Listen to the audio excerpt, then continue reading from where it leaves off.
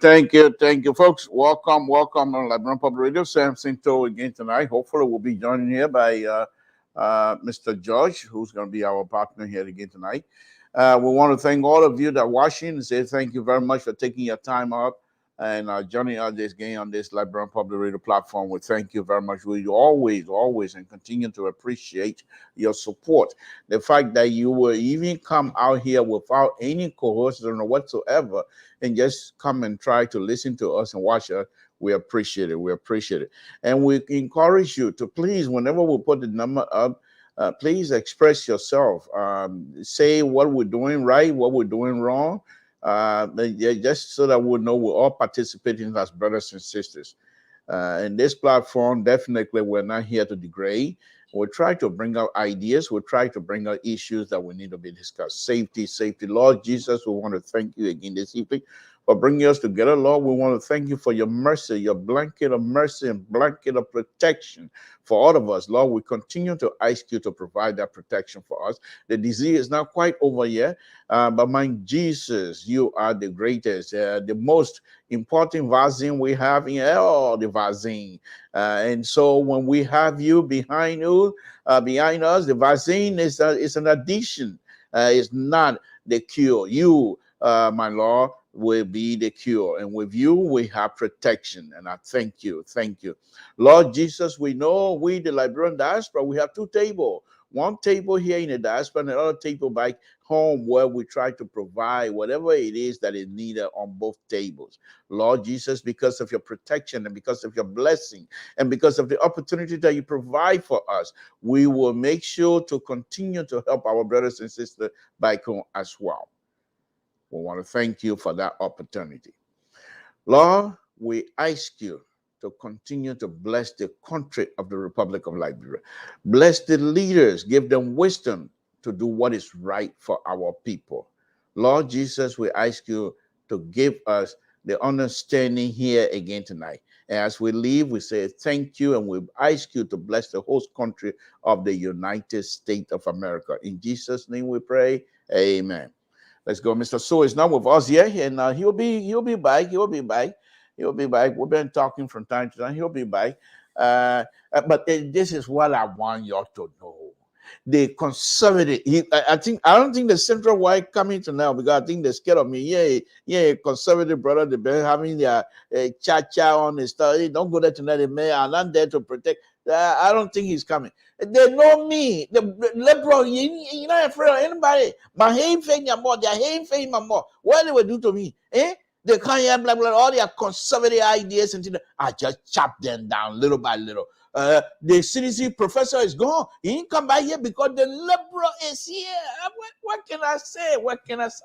So let them continue. I hope the central right will join us here again tonight. I hope so. I hope so. Because I'm seeing here. So that means the liberal is taking over. Just like Nancy Pelosi and President Biden, the liberal has taken over the United States. So is the liberal has taken over the LPR as well.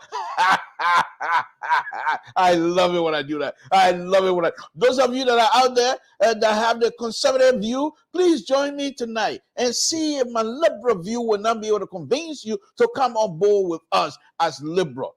Samson told LIBERIA Public Radio. So thank you, folks. We want to welcome you. First thing first. I'm still getting there. This platform is not like the other platform where I can come and put my President Dr. Weah. 61% of the electorate voted him and they wanted him to be president. And he's going to be there until 2023. And then guess what? We will say, Doctor, I will shake your hand if you allow me. Dr. Weah, thank you very much for keeping the seat warm.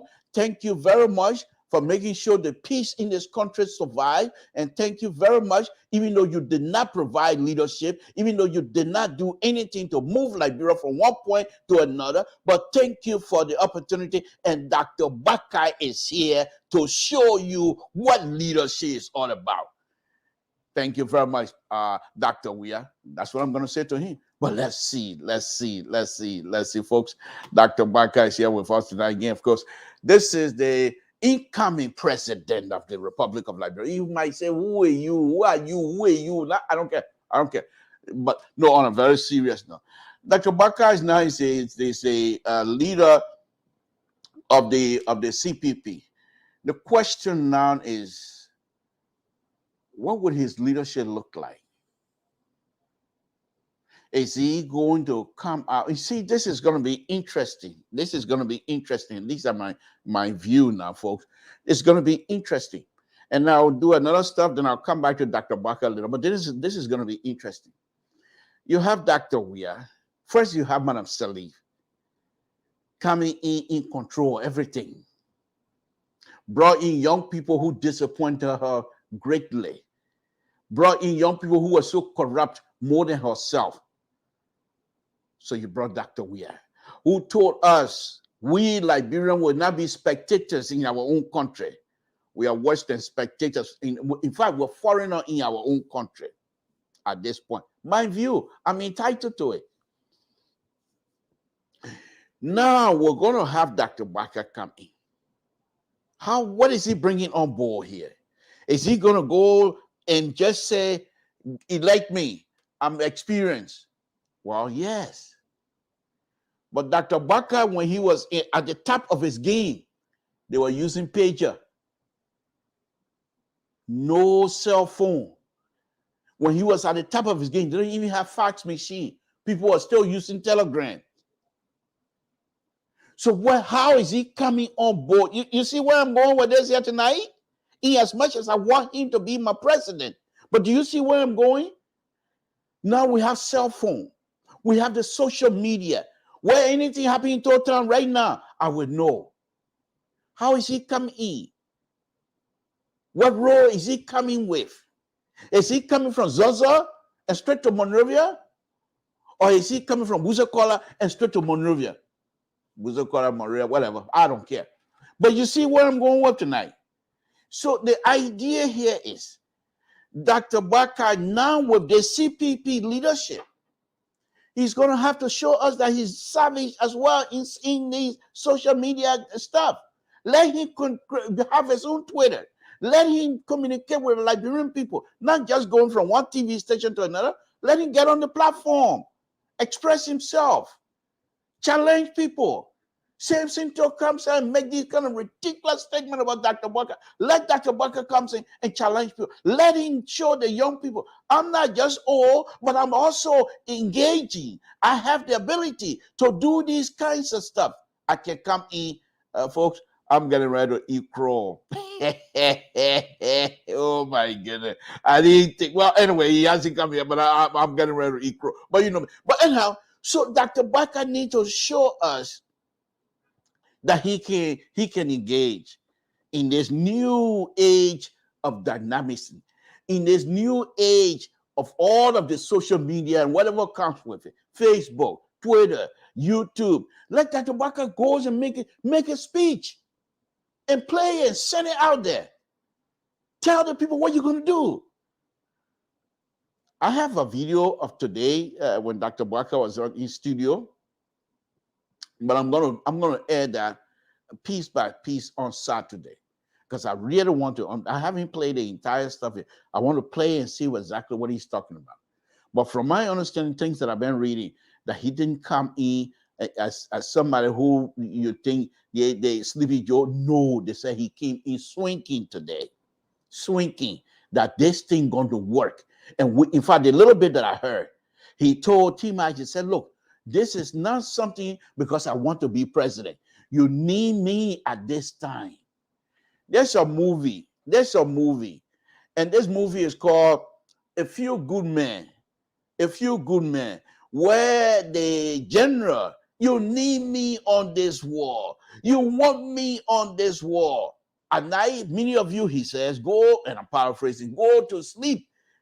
You don't know how the security of this country is being provided. You sleep under the security that I provide, and then you want to charge me on how I provide this security. Oh, it's a good movie. But then let's see if Dr. Boakai is going to come in with those kinds of knowledge.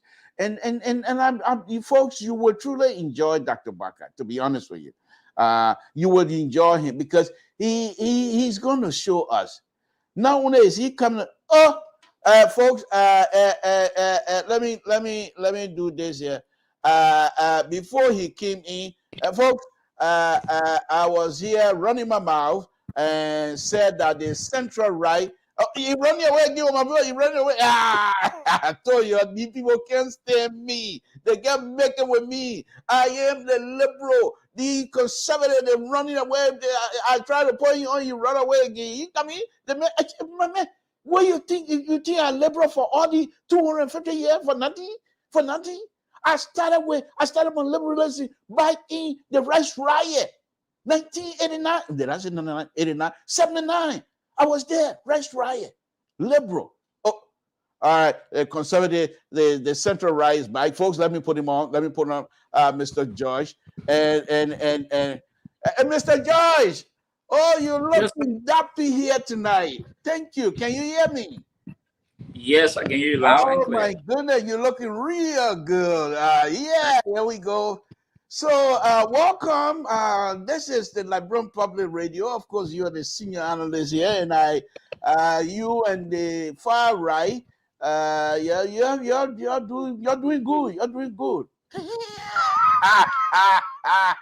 Folks, this is Samson Toe at his best. I'm eating crow right now. By the way, because Mr. George, thank you for joining on a very serious note. Thank you for joining us. But before you came here, I was on the road here talking about Dr. Boakai. So just jump in anytime. So I'm saying that Dr. Boakai, on a very serious note, he has some challenges right now. Is he coming in with this social media that these young people are gravitating to? And majority of the voters in Liberia, as young people who has command of this social media platform. So where is he going to go to? Is he going to go to the old radio station here and there, or is he going to come on social media and even present himself on social and have his own platform, so to speak, and narrate the story of Liberia based on his experience? I think if Dr. Boakai tried that, I think it will go a long way. What do you think, Mr. George? Well, just yesterday, and you were saying, oh, Dr. Boakai is this, and I say he need to speak. Just yesterday. You see, some of us, I'm not a liberal. So I don't think like a liberal. Some of us are not. But when we say somebody think, they say we're coming too much on Dr. Boakai. This is the time to show the Liberian people what you can do. There's a 24-hour news circle. So if he's not forthcoming, then what will happen when he becomes president? It was be the Well, same wait like a George. minute. What do you mean if he's not forthcoming? Forthcoming on what? Issues are confronting the country. The Yeah, but economic what standard makes you of the think country. he's not going to, even if he discuss the issue that confronting the country, what that have to do with forthcoming? But that's why he's not coming in. What are the issue you're concerned with that you think Dr. Barker need to inject himself into at this time? Let me tell you, there are a whole lot of issues.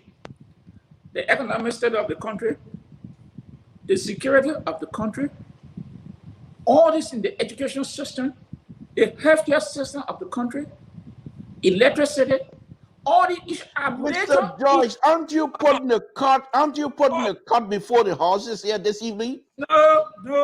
The opposition have to tell or continue to speak on the issue and the way forward if they become the government, how they're going to move forward with this issue. You want to sit down and then because the opposition, the majority take power and give it to you? No. You people have to continue to remind the Liberian people the state of the economy and where you can take this country tomorrow. Okay? So if you never sit down there and you don't want to talk about it and we say, oh, it's not time for campaigning, no.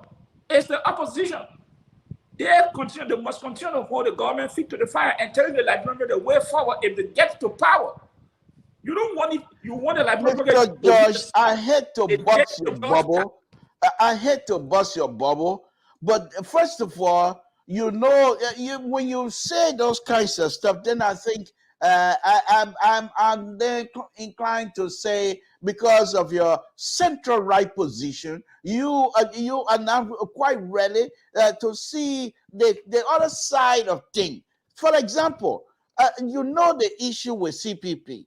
Dr. Barker just took the leadership of CPP. Why will you not even suggest that CPP, Dr. Boakai, comes and then stabilize themselves? Then the Liberian people are going to have to trust in them. Let him first stabilize what is happening in CPP. Then from there you can say, why don't you try to attack or tackle some of the issues that perhaps are affecting Liberia, which he will do. And Dr. Boakai is the man who has the ability to do these things. We all know that. But please don't put the horse before the cart this afternoon, Mr. George. Let me ask you, the United Party, how many times they have spoken on critical issue in the country?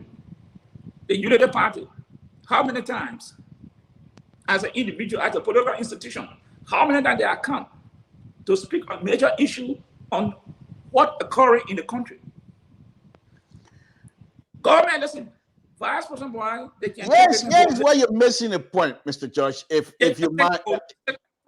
Okay, I'll let you go because I think you and I have about 2 hours to go, and we're just starting. We're already onto each other here this afternoon. That's okay. I will accept that. I didn't think you were going to come. I was running my liberal mouth here, enjoying myself, and then out of a sudden you got a text from the far right conservative sending you here, trying to come in and derail my enjoyment here this afternoon. But I'm ready for it. So let me remind you, Mr. George, the Unity Party is not CPP. The CPP is the collaboration of all political parties that are involved. So Dr. Boakai cannot come and speak as Unity Party leadership. Dr. Boakai, at this point, when he speaks, he's going to have to speak on behalf of all of us, CPP. And therefore, CPP leadership will have to be involved in the message that comes out. And this is the unified process Dr. Boakai is on, if you guys don't understand. This is who Dr. Boakai, he's transparent, but he's not going to go and be, I alone can do it all. That's not what he's saying. And this is the leadership that was been waiting for. So why will you not even give him a little time to see, first of all, letting organize the CPP that you yourself have admitted on many occasions that is in disarray. And so when Dr. Boakai is able to unify the CPP, then you and plus other many Liberians, millions of Liberians will know that Dr. Boakai has the ability to lead, and you will agree that Dr. Boakai is the best man at this time. Mr. George, will you not agree with me on that factor? No, I do not agree with everything you say. You talk about transparency. How many times Dr. Boakai ever called anybody out from his camp for making some derogatory remark? How many times he called them out to say, hey, don't do this? How many times? Mr. George, are we going to go through this process after we had that issue pretty much trying to have it resolved last night? You talk about his character and leadership. And if you put those two together, then all those things will have to come together to make you a good leader. Your ability to stand up to people who support you and tell us, hey, you are doing wrong. Don't do this. Then that is the leadership. But if you cannot speak true to your own camp, how can you run the country? Okay, since you're going to go that way, since you're going to go into like dirty politics, let me approach you from that perspective. Since he became a leader, when was the last time? Let's assume, and I'm assuming. Now, I tried to warn you last night not to jump out of Empire State Building without parachute. I tried to protect you. But it seemed to me that you yourself is now forcing the liberal to get out of his liberal shell and try to jump out of the Empire State Building with you without parachute. Let's go ahead. And life is only one time. Let me say this to you. Since Dr. Boakai became the leader of CPP, and let's assume that all of the people that you've been accusing him, guilt by association, I might say, and so let's assume I agree. We say, fine, you're right. When was the last time since he became leader that you have heard any of these people that you name as using some sort of insult or vulgar language against any of the CPP member, Mr. George?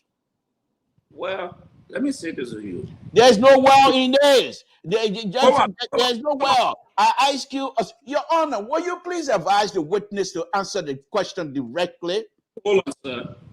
Look, your head can't fit in my mouth and mine can't fit in your mouth. Oh, my goodness. Folks, it's on. It's on. This is on tonight. Let me take Dr. Boakai off and have you and I think at this time, we're going to go at it and have fun here. Yes, I agree. Yes, this would be mano. Let me say, Honorable Boakai just talked about the CPP 1 week ago, or 2 weeks, 1 week or 2 weeks ago. Now you come to tell me, oh, so he took over. When you lie, one lie here and then noise again. And that is the thing I'm telling you. That he, Honorable Boakai, lacks the leadership. Because when the noise was going on, why couldn't he call his people in to ring on everybody? Oh my goodness, Mr. George. Okay. Because he had not assumed the chairmanship, then he's supposed to say, oh, I don't know what the ground or what they say, okay, let's slow down because the public is in the seat now. And that is being dishonest. Because the first thing when people are making all the noise, he should have called them. Say, hey, y'all, hold on. We're going to handle this thing. But he never said a word. He began chairman and he said, all the supporters silence. But you the same person said that, man, he got no control of all these people. You were asking me to provide document to show that people support him. Now you tell me now, since you talk about why these people are not making noise, they come back to you. These people are staunch supporters of this man. They have said it in the public. They don't hide it. And are you telling me if this man become president, he will not give Henry Costa minister job? He will give Henry Costa. He will give Joe Lobo. All these guys will get job on him. So these are the surrogates of this man. And when they see something, he doesn't have the audacity to call them out. But when he sat in the chair and said, okay, we'll grant arm now. And that's what I'm telling you. Mr. George. As a leader, you must be able to tell your own they are wrong. Because this is why we are behind George, we are for not telling his own people. And we cannot be holding George. We are accountable or putting her feet to the fire. Then we leave our own horse that is on fire to say, oh, send our horse, Lord, just leave it. And that is a game I'm not prepared to play. Mr. George, far center right, I may add, Mr. George, center right, who have proclaimed here tonight that he's not a liberal, and we know that because of a view, the fact that he's not a liberal, he do not accept any liberal view from me. No. And Mr. George, yeah, fine, that's okay. Your ain't thing, mama, my ain't thing, you more either. So that's fine, that's okay. Let's go ahead. Let me now try to do my best to educate you about our culture. You're from Bond County. Where is the empire of the culture of Liberia? I said yesterday and I will say again, Bond County, Nyumah County, Lofa County, those three counties, they are still holding Liberia together through the culture behavior. So you are one of those who are very, very much trained in our culture. Mr. George, there's an old saying in town. They said the old man on the farm. That's what the children running around for. The old man, Mr. George, I'm not done yet. The old man come from the farm. All the children quiet now. You hear that one before? You hear it before? So Dr. Boakai has taken leadership. And he didn't even have to talk. Oh my goodness, Jesus Christ, you're wonderful. The fact that Dr. Boakai, you yourself have admitted that Dr. Boakai didn't even say nothing. He's in power. Nobody insulting anyone anymore. That is the height of leadership. Because people know who he is. And the fact that he's in leadership now, he's saying, without even saying that, the leader is in town. Mr. George, you can look at me any way you want. As a far center right, you and Kevin McCarthy and the rest of the whatever they call themselves, I don't call it Tea Party, whatever you call yourself, all of you. But we, the liberal, we're in control. And Liberia is going to be redeemed. And I know you're on our side. So I'm giving you the opportunity to once again to join me in this prayer sinking of Dr. Boakai. What do you say? No, I can join you in the prayer sinking, but we got to call A if it's a A. If it's a B, we must call it B. Dr. Boakai had not been helpful to the CPP. Because today now when you professing to claim that he's the statement, why he never demonstrated that 2 months ago when the whole house was on fire. That's what you call leadership. That way he should have exerted the leadership and experience people that he had. That way he should have displayed that. He didn't do it. Now today, now you're lifting him up that he's a hero. No. He must admit that he made a mistake. Ain't nothing wrong with old man. Statement can make a mistake. He must admit that he made a mistake for this children to reach that far. And that's why people don't want to take responsibility for. And this is why we're seeing Liberia cannot go back to those days. If you are a leader of statement, you must display, you must demonstrate that you have the capacity to lead. And when there's a situation, because they say, well, crisis produces character. When there's crisis, that when you see real leaders stepping out to show up to the place. When the CPP house was burning, that the Boakai was nowhere to be found. He was lost. And this is a man today that you want to put on the lifting up to glorify him. He must take responsibility. Like he, as a statement, made some mistakes down there. And the way forward now, he should tell us. Mr. George, this will be the last word on this, and then we can move on to other important. We'll come back to Dr. Boakai. He's going to end our show here tonight because I think he's here to stabilize this ship, and he's here to stabilize the Liberian economy. He's here to stabilize every ill that is happening in that country. And so I know you will agree with me. But let me say this to you. I agree, for once, I agree that it ran away from Dr. Boakai. Dr. Buck, Mr. Central Right, please let me make my point. You see, this is what you and the far right do to liberal. When I'm speaking, when you guys are talking, I'm quiet. Not because I don't know how to talk, but I said I'm quiet. I want people to listen to you. But when it's my time, I don't know if Alfonso will come and cut the mic off on me, or you will interject immediately. I mean, how do you guys think one of the things that I observed for you, Mr. So, and the CDC professor, you guys trying to intimidate this liberal. And I keep telling you that I'm the counterweight.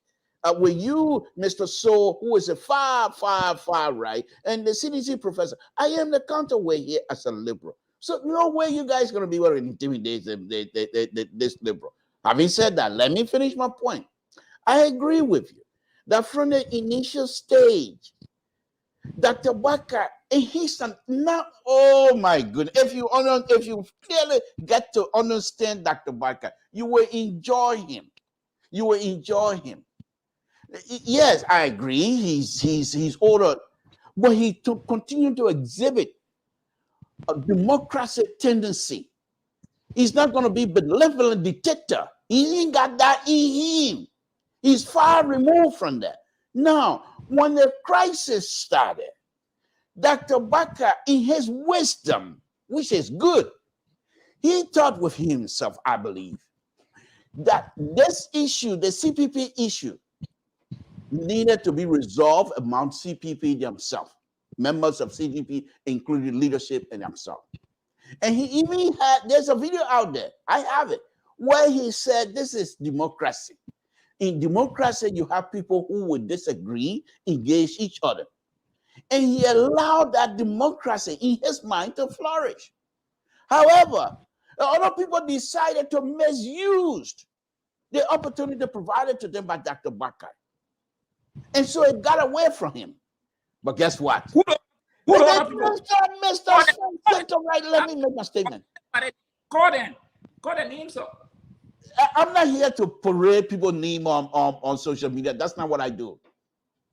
I'm just saying people took advantage of it. Now you can see the man from Zozo, Lofa County, the county that used to be the bread basket of the Republic of Liberia. You know what it said?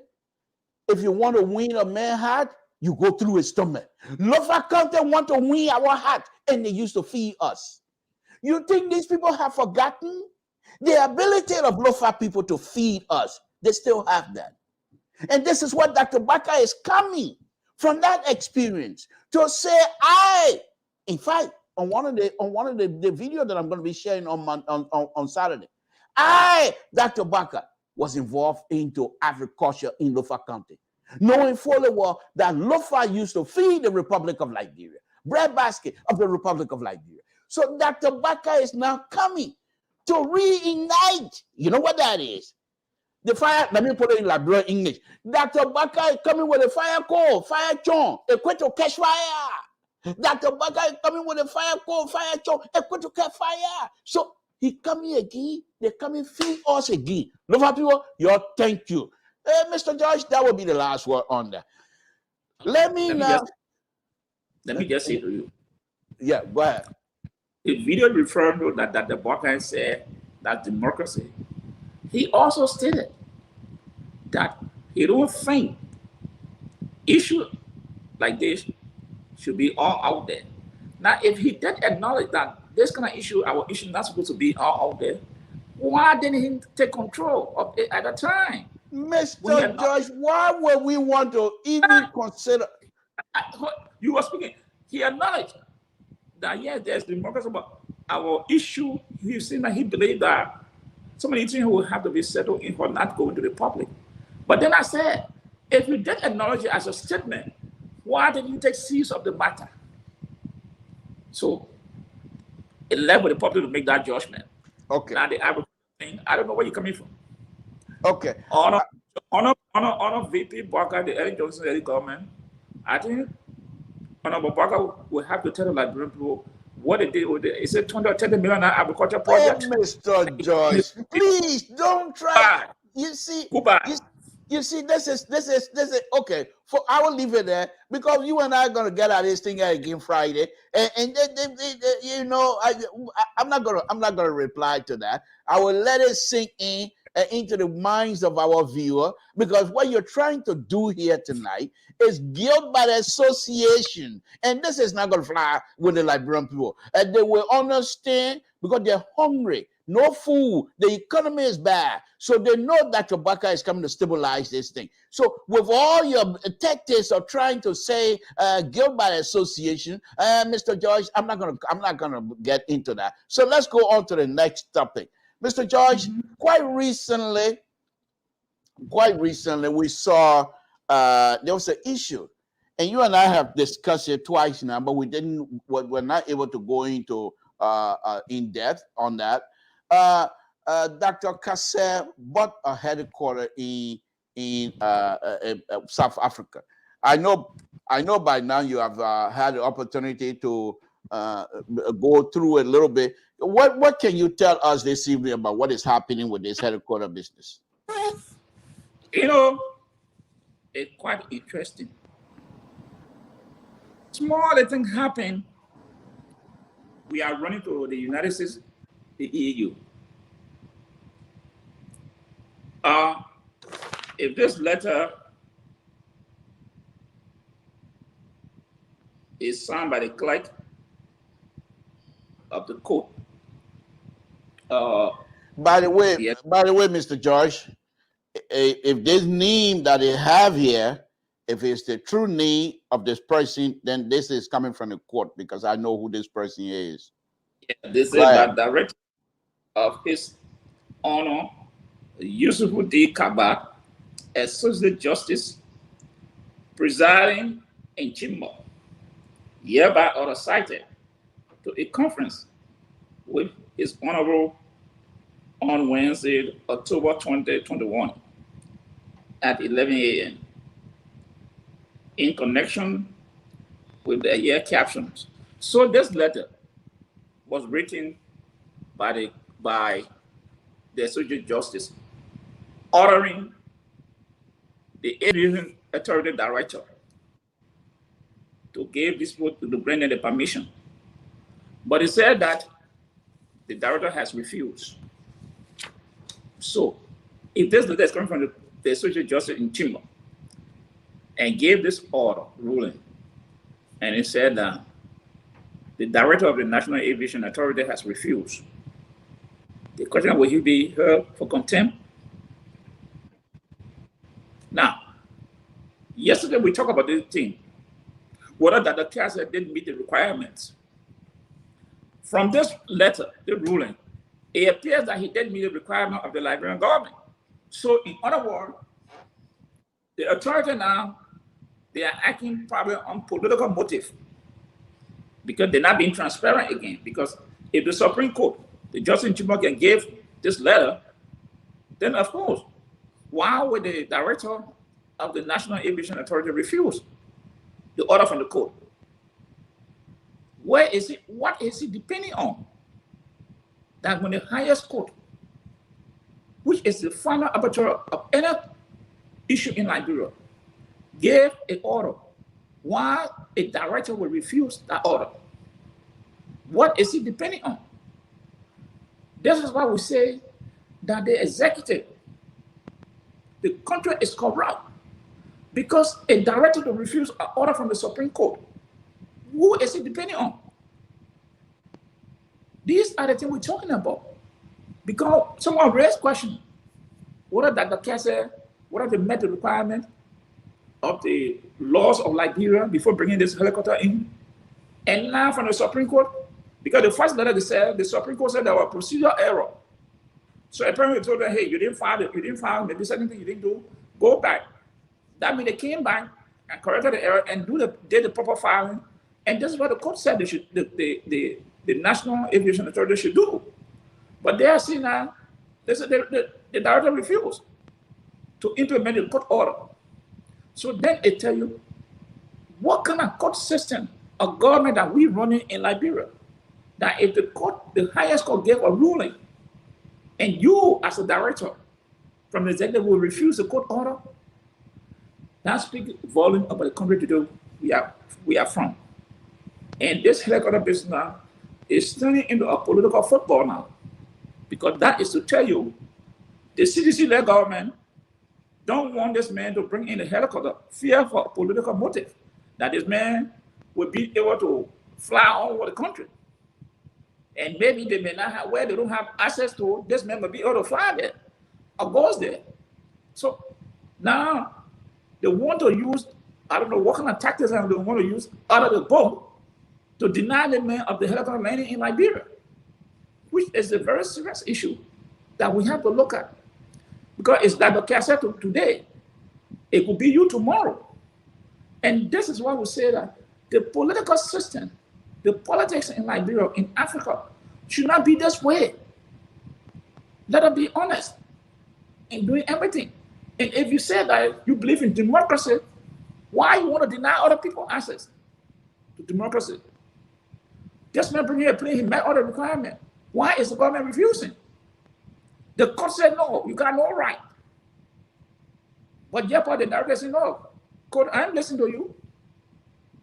So now, I'm waiting to see what the court going to do in this direction.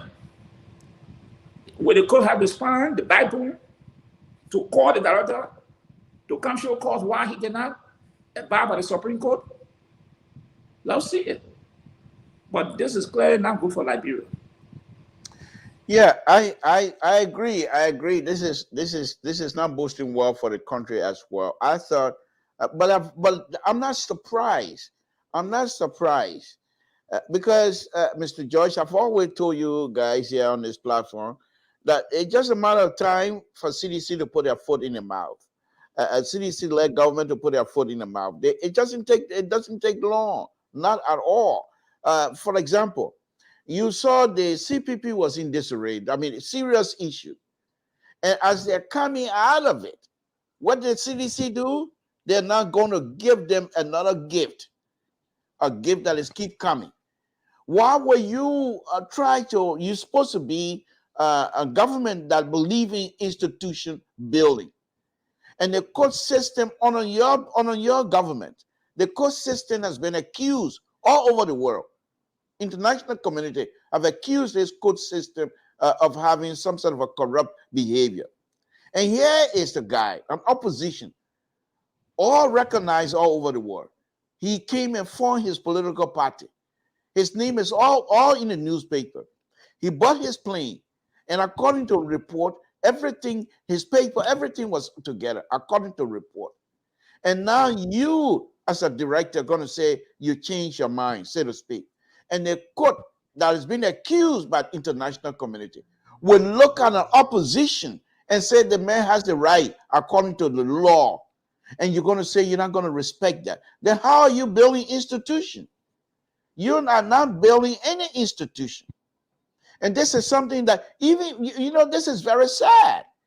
But then again, like I said, I'm not surprised with CDC. Because whenever things are going well for them, they just don't like to do well. If things are going well for them, it's just a matter of time before they put their foot in your mouth.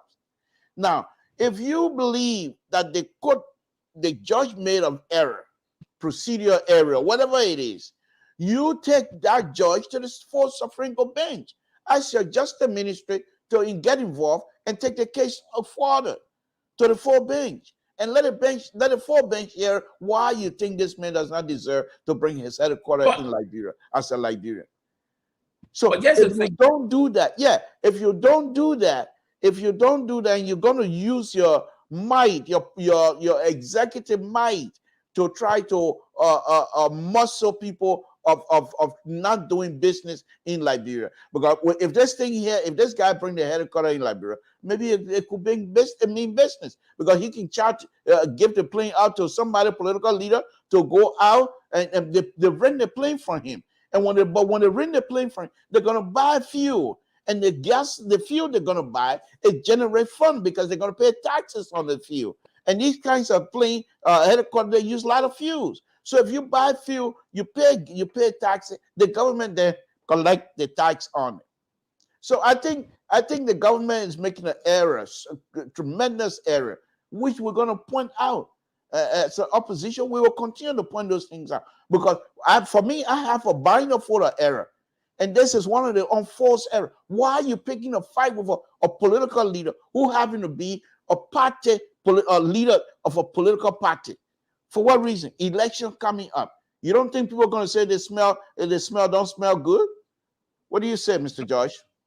No, but here's the thing. The court order is allow the people to land while the matter is while waiting the outcome of the matter. So why is he refusing? If you think you got a genuine case, go ahead and follow the proceedings. But you see, no, they should not even come.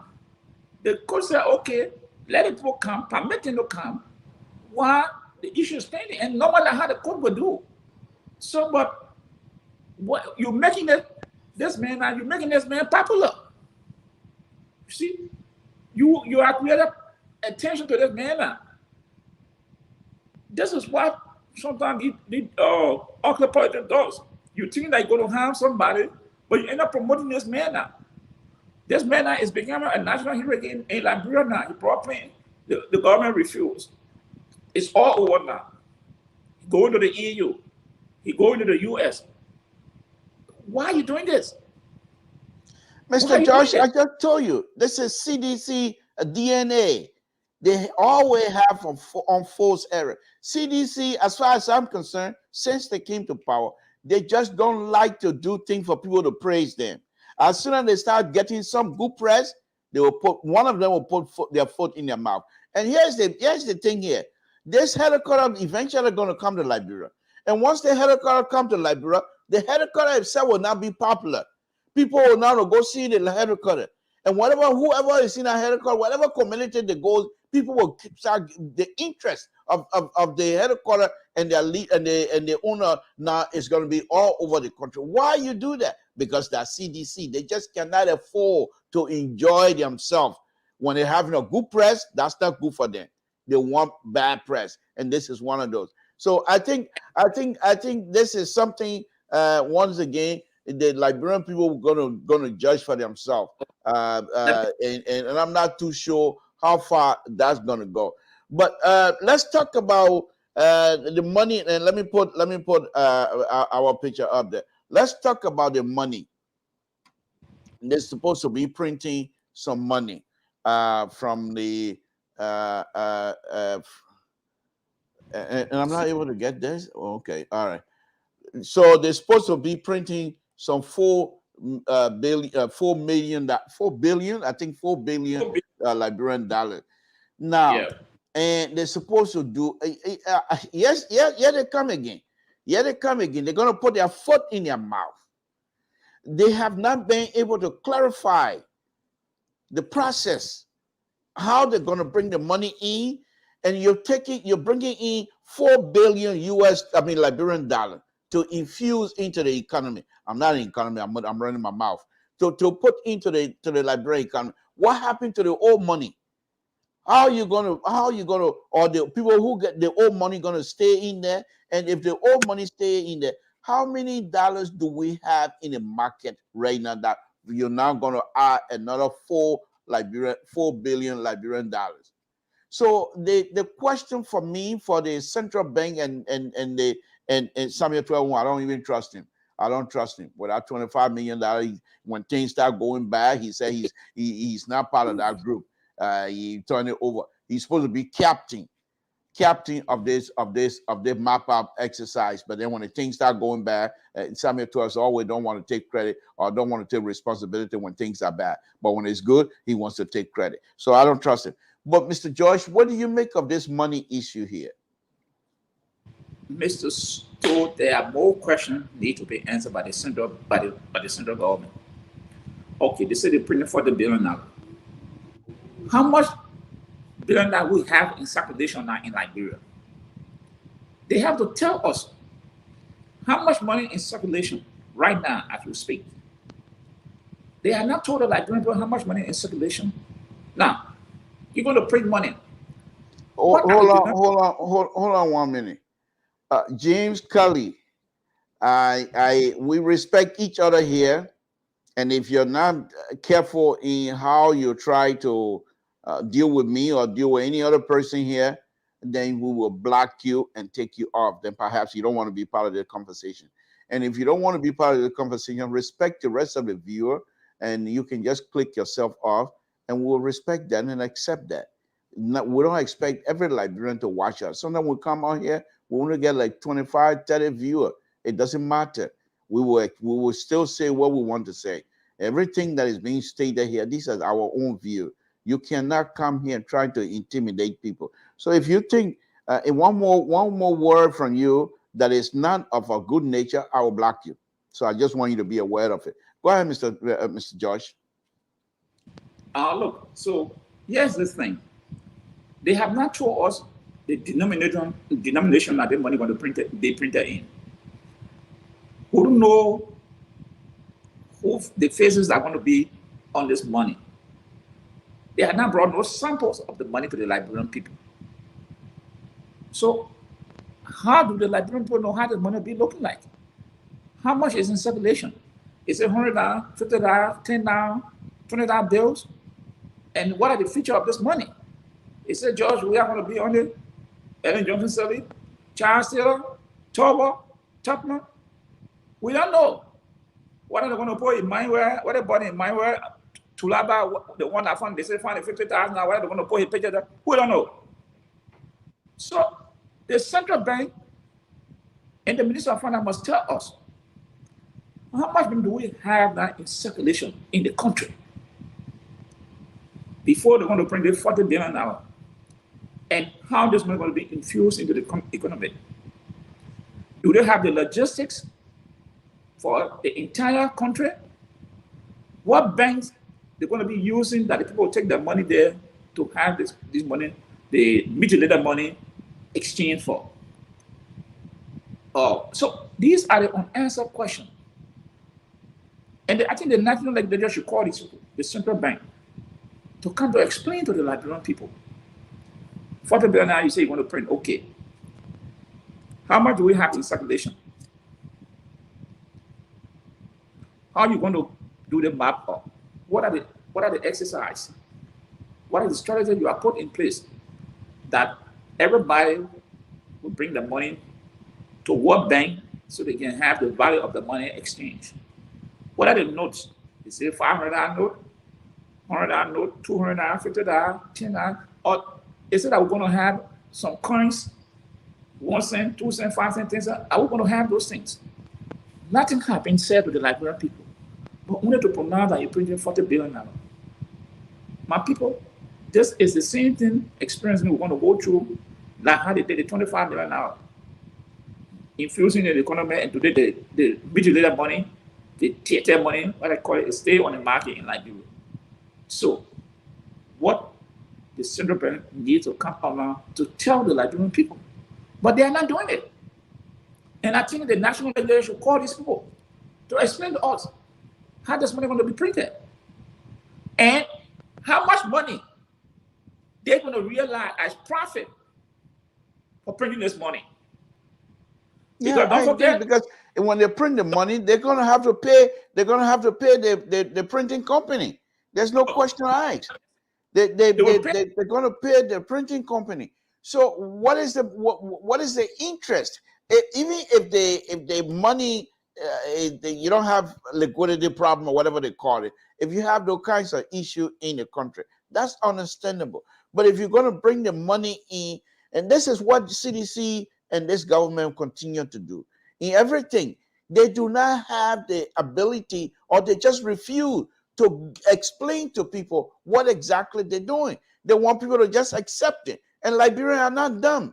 So the fact that they are not able to explain is going to give them, because some of the senators are not going to be questioning, and there'll be a lot of, by the time the money get in Liberia, there'll be so much fuss about it that people might not even understand what good CDC is trying to do on this thing here. No, but here's the thing, Mr. Toh. What I'm saying is that the government is going to make profit on this money, because when they bring the money, people will buy the dollars and Liberian dollars. That is the profit the government is going to make. But I have not seen any of the senators to question the central bank government. governor to say how much profit you're going to make on this 40 billion are you going to print. Because if someone comes to the bank to buy USD, they sell to that person. Okay. And someone want like $1, they sell to that person. So the bank made profit. How much profit the bank going to make when they print this $40 billion? None of the citizens ever ask this question.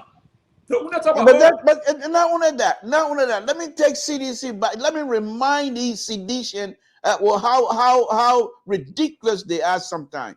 We saw the $25 million map out, which they were supposed to bring it into the economy to help whatever they thought they were going to do. And then they decided to put God's names on the paper to give money to people that didn't even exist. So then when they go out of there, then they come out and give them phone number that people don't even know, don't even have in the country. No such phone number. And we all went through that. Now they're coming again and they want us to be quiet because they want to intimidate us by making some comments that are not of good nature, so to speak, but that doesn't mean anything for me.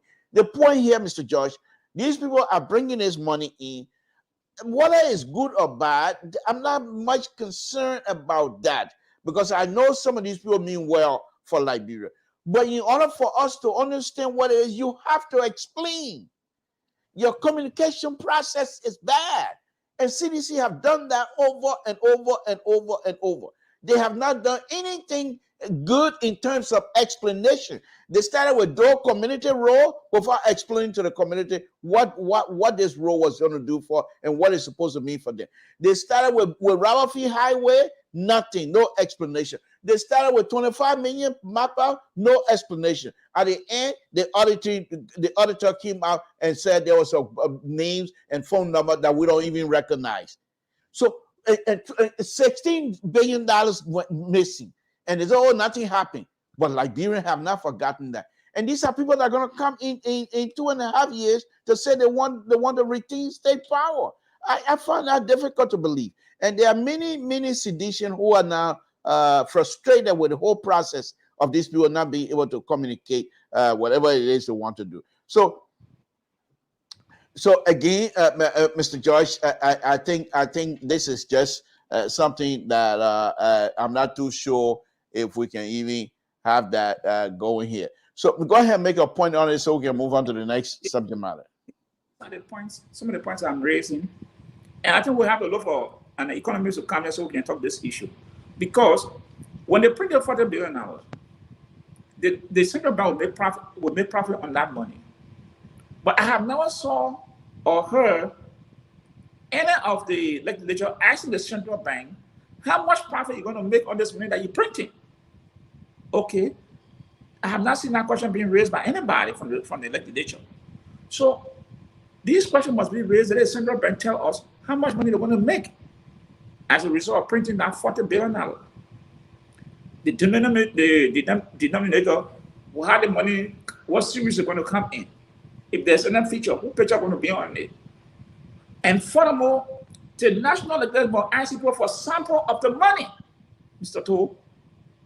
They should present sample of the money that they're going to bring to the national legislature so they can see the future of the money. But not anything is being done. All they said, they're printing money. And everybody, they're printing money. Yes, but these are things that are required by law. It should be done. But again, this is a CDC-led government. They don't care. When they decide to do anything, they don't do it. They don't take into account the law requires or the view of the public. They just say they go ahead. And you're going to see again. Well, one thing I do know for sure, Mr. Judge, before we move on to the next subject, CDC going to pay. Liberians are not going to allow these people to get away with this thing and expect to be given another 6 years. They're going to pay. There's no question. The popularity of Dr. Weir that brought CDC to power is still high. No question. But at this time, he's not going to rely on popularity. He's going to have to rely on production, and he's going to have to rely on what he has done. And Liberians are watching. Let me go on to the next one, Mr. Judge. Let me go on to the next one. This is the next stuff here where Dr. Weir were able to present boat motor engines to fishery for them to use to go fishing and go up in the ocean to whatever, what have you. Which is, I think those were donated by the Japanese, which is a good idea. But the question, once again, Mr. Josh, the process itself is questionable, because now you have these brand new machine going to be given to individual. Now, are they giving it to them as their own, or the future going to now charge those individuals that are going to use these things to say, we want certain % of your catch? Or are they going to say, this, if you get this boat, this is a government boat, and everybody that works on it will be working for the government. Your cash, we pay you, we keep the cash. How is this thing going to work? Is this just a donation to the folks that because the fishery itself comprises of private boats? So if the government donating these things to these people without explaining to us who are the individuals that are going to get this, this is just ridiculous. I mean, we're in this age where the Liberians are so sophisticated, and you're going to do this to us. This is not Topmet time. Where is the explanation to say we're giving these boats, and here's who's going to get it, and this is what the process is going to be? Nothing. Dr. Will comes out and give a speech. We're going to help these people. Yes. But what are we getting in return? Are you giving them to an individual? What have they done for the country to deserve this? These are the kinds of stuff that I think going to be very much interesting to hear. But the CDC, they don't care. Like you correctly said, they're not going to tell us. They're not going to say anything. They're just going to leave it alone. What do you think of that? Now, let me put my consecutive cap on again. But my first take on thing, President Weah is presenting the thing like to say that it's the government of Liberia that bought this and giving it to the people. This was a promise made by the Japanese government to the government of Liberia. So the message should be clear. This thing was donated or presented to us or donated by the government of Japan to us. Now, going to the point you raised just now, the fishing people, that got independent people, that got the association, that got different groups. Here is my take. I don't know how they arrive at distributing this engine. What are the conditions? Because here is the thing. Liberia, we have to get away from the free stock thing. These people, this engine will pay by a different government giving it to the people to improve their social and economic life. But what contribution these people are going to be making as in terms of revenue that will help the central government to help other people to help to live the other fishermen from poverty? Is that, I don't know, maybe the fishery department got to explain to us. These engines are being given to these people. What are the conditions? If they're fishing, how much revenue they'll pay to the government? And if they're paying that money, what that revenue intend to do to improve the fishing industry? All these things, I don't see it. They're not explaining to Liberian people. Everything is free. The people want everything free. And this is wrong. Because they bought this engine, when you give it to these people, they're going to provide livelihood for them. But it goes what revenue are they paying to the government? It don't have to be the same amount, like maybe because it's a donation, but get some fund other so you can help the other people to improve their living standard too. But if you just take it, say it's a game, if you free, go, you fishing, you sell it, maybe okay, you're supposed to pay, you do your business registration, that's it. I don't know how they are going about planning this thing. Secondly, what is the storage facility now in Liberia for the fisher people?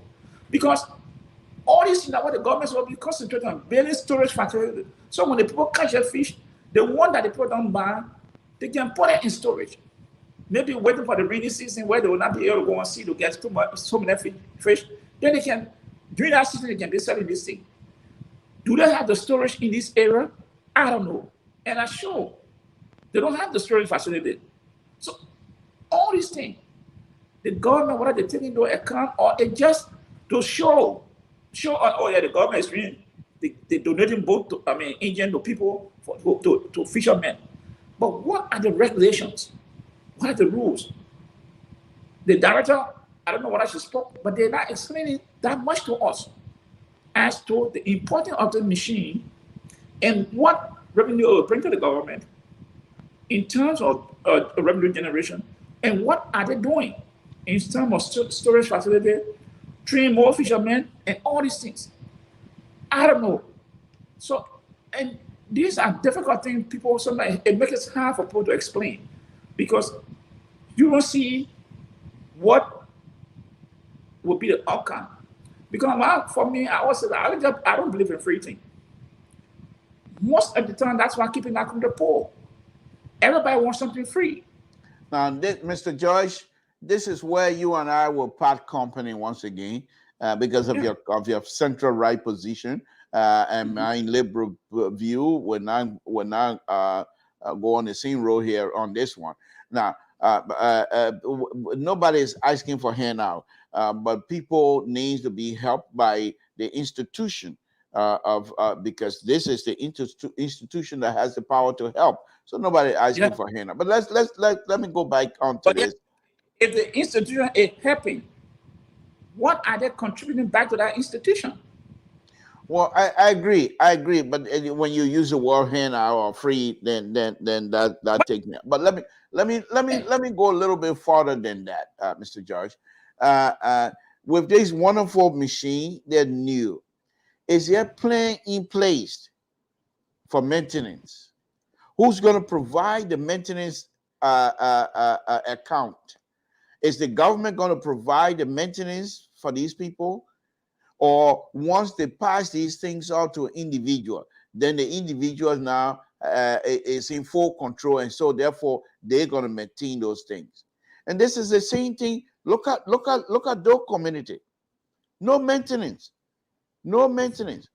So if you don't have plans for maintenance, which is the most important of everything else, because anything you have, any new thing you buy, first thing is going to depreciate in value and in workability. It's not going to remain new, but you must have some sort of a plan to maintain that. And if you don't have it, forget it. So these things, they are brand new right now. You put it on any boat, they can take you from here to Ghana, no big deal. But how many times would they be able to take you to sea and bring you by? And what are some of the things the government is willing to do? My question is, the president of the Republic of Liberia, which is being seen giving out stuff without clear explanation to the people of the Republic of Liberia, to say we're giving these things to our brothers and sisters who are in the fishery, but these are the recommendation, or these are the way these things have to be maintained, or this is the document, or there's no clear explanation as to what these people are going to do with it, who's going to get it, and what is the benefit. My thing is, what is the benefit for the people of the Republic of Liberia? And this is the fight that I think is really killing us right now, Mr. George. Go ahead. Yeah, but here's the thing I talk about. What are people farm themselves in the cooperative? Little fee being paid to say, look, you got to pay these fees. So, like maintenance fee, you got to pay the maintenance fees, and we have to train people. So when these machines break down, you bring it to the shop to work on it. You buy your parts to work on it, and so forth and so on. But if you take your people as an individual, how many of them will be able to maintain this machine over the years? So many machines will break down, and that will be the end of that person's life. Because what? There is no supervision. of the machine had, what are the institutions set up? That if your boat machine break down, these are the technician shop you can go to. They can order your parts, they can fix your part. Don't do as an individual thing that the man just tell the shop carry anywhere. No. Train people, organize people, let it be organized into like a small group of cooperative that 5% can work. They have a shop that when the machines when they come there, pay some fees, or the government can collect the fees from the people, maintenance fees. Pay it. So if you bring a machine, they'll tell you maybe if this costs 10 hours, you pay 50%, depending upon, and we pay 50% from what you have been saving. We have been taking from you as maintenance fee for the machine. We have to start changing the way we do things in Liberia. And that's why I always say free thing, free thing, free thing. We are not putting institutions in place that will start changing the way and improve our people's lives. Everybody now happy they got boat machine. Let me put a number up for folks to call in if you want to be part of it, folks. Let me put a number up here for you guys to call in if you want to participate in the conversation tonight. Let me put it up. Give us a call here and express yourself freely, of course. 916, and we're willing to take your call.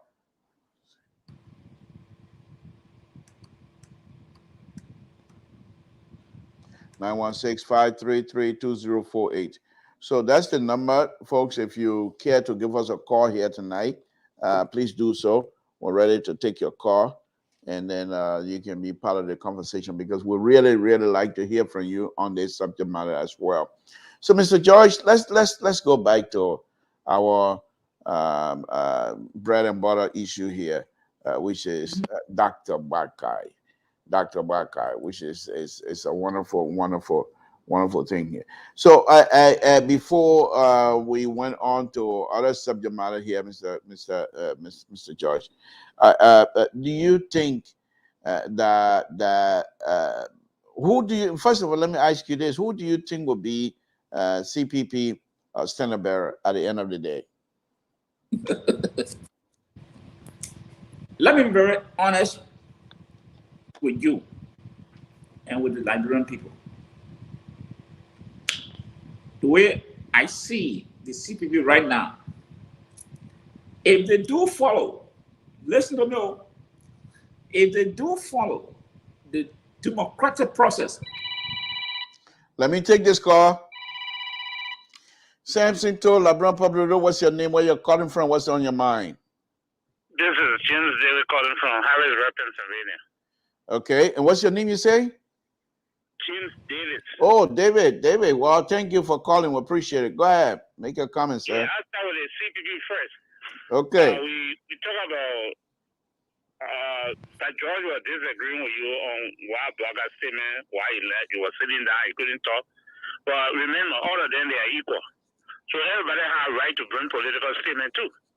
So it's not only Boakai to come in office before they make political statement. You only have a right to attack government and say what it's going to say and put CPP on the correct path. But they didn't do it. They were doing politics individually. That's why Comey had a right to do the same thing. And you have a right to do the same thing. So when Boakai gave his statement, they shouldn't say why Boakai was so long until this one. No.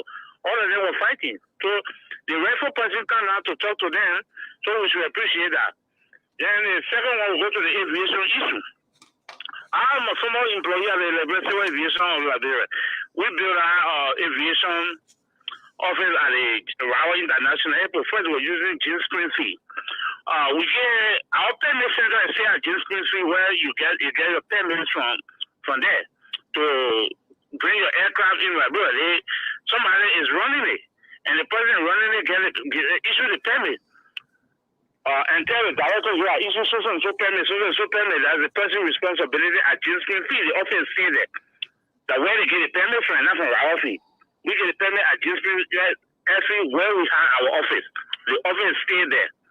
And the Liberia Aviation is still maintaining our office at James Green fee.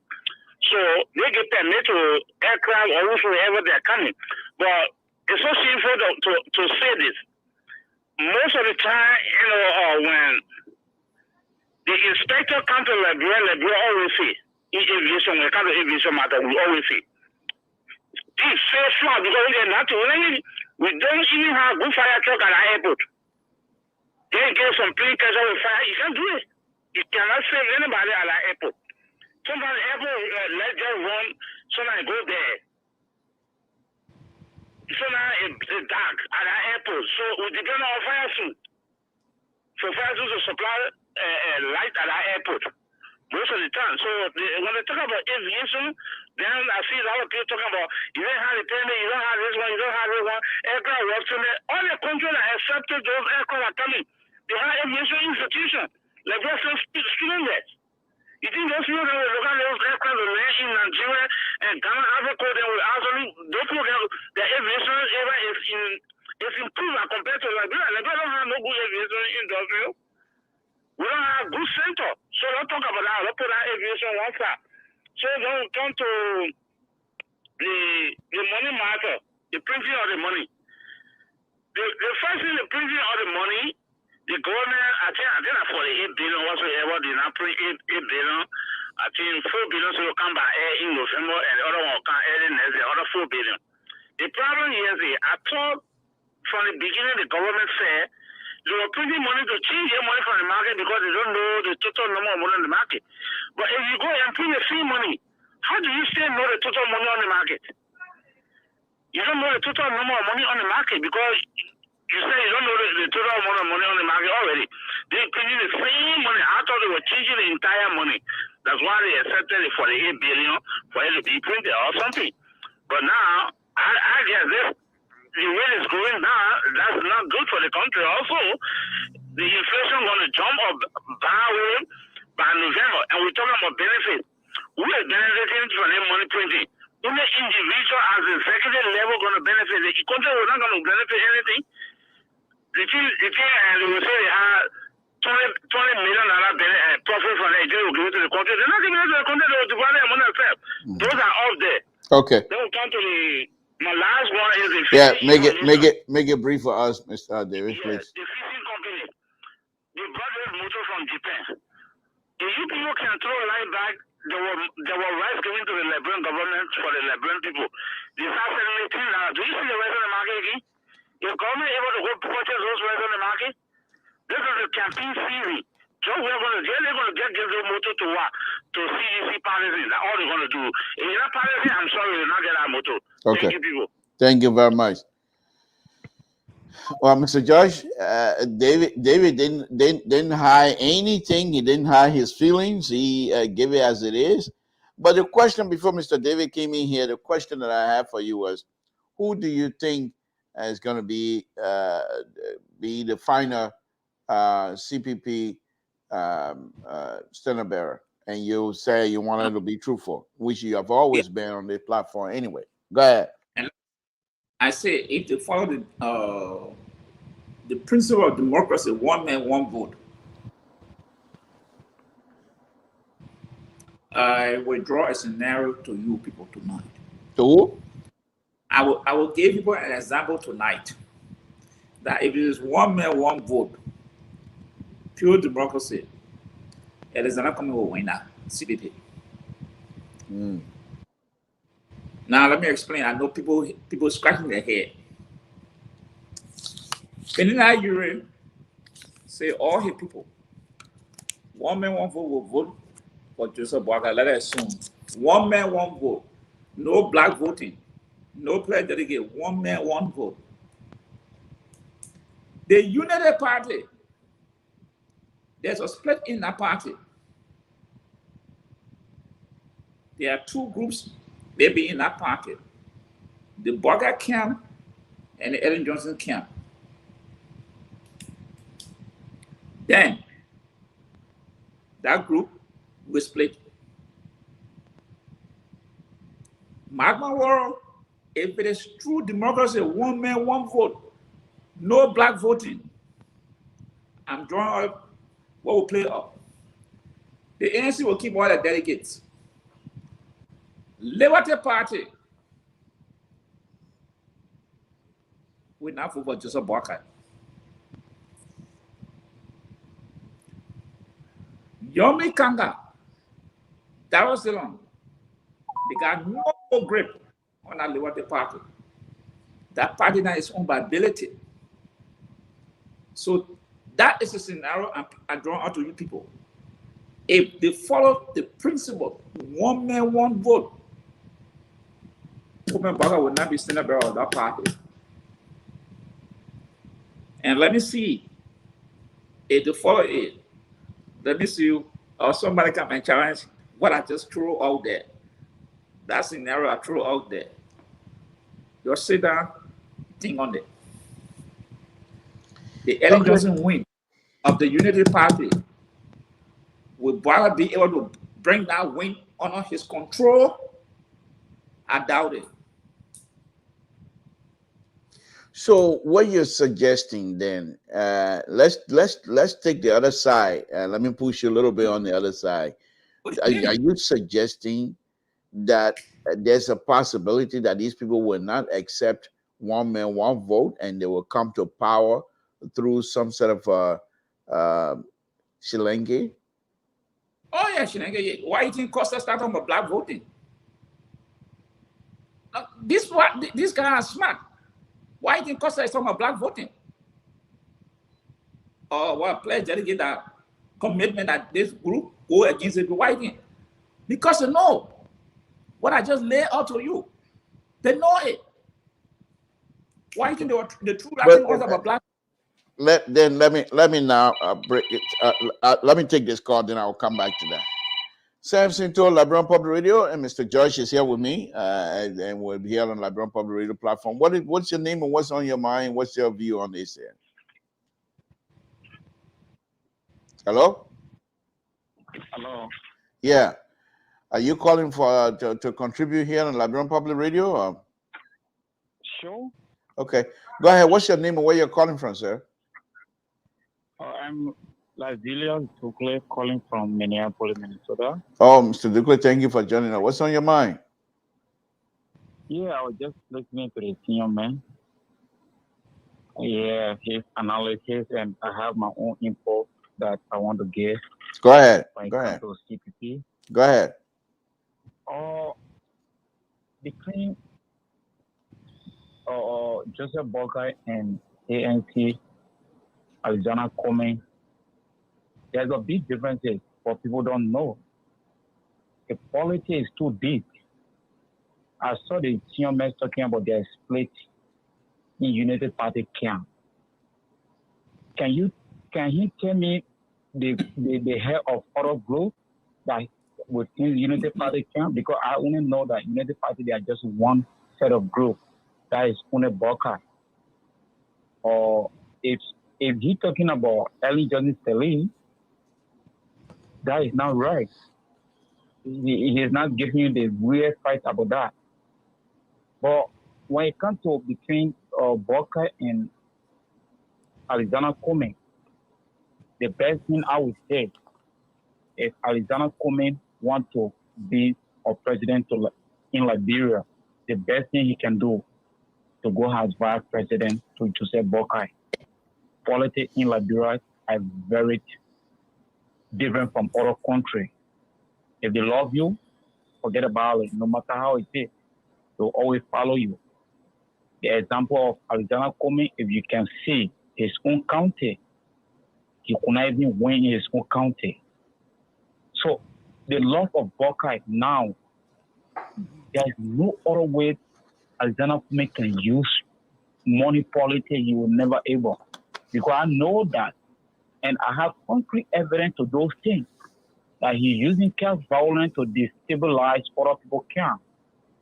For example, Darrell Dillon's office, there's a big mark there, or Unity Party error. He promised the people plenty things. If you see conflict in those things, it's because of him. If you see Unity or Liberty Party today, but then let me push you a little bit. Can you hear me? Let me push you a little bit on this here. You just made a statement that you would prefer Cummings to be second to Dr. Boakai, but at the same time, you accusing. Listen, that should have been a blessing to him. Yeah, I understand that. I understand that, but you're not using should have. You're not using. You're saying it will be better for him to go second. You're not using if or any supposition. So let me ask you on from that perspective. If you're saying that Cummings is somebody that need to go second to Boakai, but yet on the other hand, you're accusing of fomenting conflict in Unity Party and other area within the CPP. How do you square that somebody you don't trust, but yet still you want that person to go second to the person perhaps you think should win the leadership? It just calculating. I'm not saying that. Sometimes allegations can become a fight if proven. What I'm saying, it is still allegation because it have not been proven. But you say, though, if these are allegations, you say you have evidence. You're coming here on the platform that we're not saying that we have command. I understand that, but listen now, you're saying allegations, but that these allegations has not been proven, but yet still you want to come out and base your argument on something that has not been proven, number one, and those are based on speculation and allegations, and you want to stand on that. But anyway, make your point so we can take another caller. I just want you to be mindful of that as well. To base on my allegation because I really looking at what he was supposed to be his position in leaving the house, coming out to the Liberian people, telling the Liberian people that I cannot be second to anybody if I not become president. It means that to just remain and support. Hold on, Mr. Judge. Mr. Judge, want to ask you a question. Go ahead, Judge. You seen that Cummings say he cannot be second to anybody, and Joseph Boakai is saying that he cannot be second to anybody. So, are you holding Joseph Boakai accountable or only Alexander Cummings? I'm not getting what right that Joseph Can you hear him now? No, I'm not. I get you. Well. Okay. He was wondering. Mr. Judge is wondering. Dr. Boakai said he would not go second to nobody either. But you seem not to be holding Dr. Boakai to that statement. But you're holding firm against that Honorable Cummings. How do you square that? He's asking. The reason is that Mr. Boakai came from a long way in politics. And this man is just coming. Mr. Boakai came from a long way. Okay. He been out deeply. Even he himself will not allow Boakai to go as president.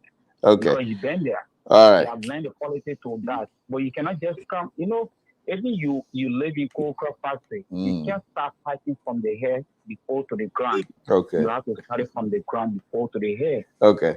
All right. On a no condition politics, there's no other politics that you can use to go against Boakai. Okay. Maybe if it is not who, definitely they are going to split. Okay. I will see that at the end. If you not agree to go as well. All right. Thank you. Okay. Thank you, my brother. Thank you. But thanks. About the money printing. Yeah, go ahead. You don't talk about it already. Yeah. You don't talk about it just recently that they are going to look at it critically. So I was hearing my brother saying that the lawmaker have not say anything about it. Go on down, you don't post, you hear something good about it. So I want you to be informed about that. Okay. All right. Thank you. Thank you. But continue to tune into us, and then whenever you have the opportunity, give us a call and express yourself. We appreciate it. Thank you very much. Okay. All right, folks. Again, Samson to LIBERIA Public Radio. Let me take this out of color. Samson to LIBERIA Public Radio. What's your name? Where you're calling from? What's on your mind? Hi, my name is Kathy, and I'm calling from Washington, D.C. Oh, over there with Joe Biden. Good evening. Thank you for calling. What's on your mind, ma'am? So I just listened to the guy who's talking about Cummings goes second to Boakai. Look, Liberians, you need to learn. This Cummings, you say is a new guy, but it was his first time in a race and he got 5%. Joseph Boakai, who guys claim to be 40 years, he did not even go that close.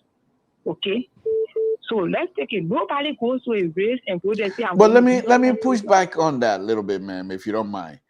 If Boakai didn't get close, how did he go one-on-one with Dr. Weah then?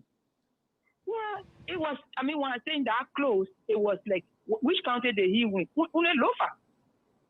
Okay. All right. You mean the second, you're making reference to the second round. Okay, go ahead. Okay. So it's the same thing. This is a collaboration. So when people talk about, oh, this person will, if you put this person, he's not going to win George Weah. This is a collaboration. 4 political parties. Just how the people did DeLong. DeLong did not win the senatorial position because he's from Liberty Party. It was the whole CPP that came and put arms around DeLong for him to win. The same way with Nyumah Boakai and the other people. Right. So when people sit down and talk about, oh, if Cummings do this, he can't win George Weah, then it means that whoever wins the CPP candidate chairmanship besides Boakai, you people will not vote. And just what the first caller said, there's a division. Okay. Nyumah Boakai does not have control over the Liberty Party anymore. She sold the party. She and DeLong sold the party. That's sure thing. Unity Party, Ellie got her group. We were not want to call their names, but Ellie has her own group. So they know within the Unity Party, they are divided. You cannot help Boakai. Unity Party alone cannot help Boakai.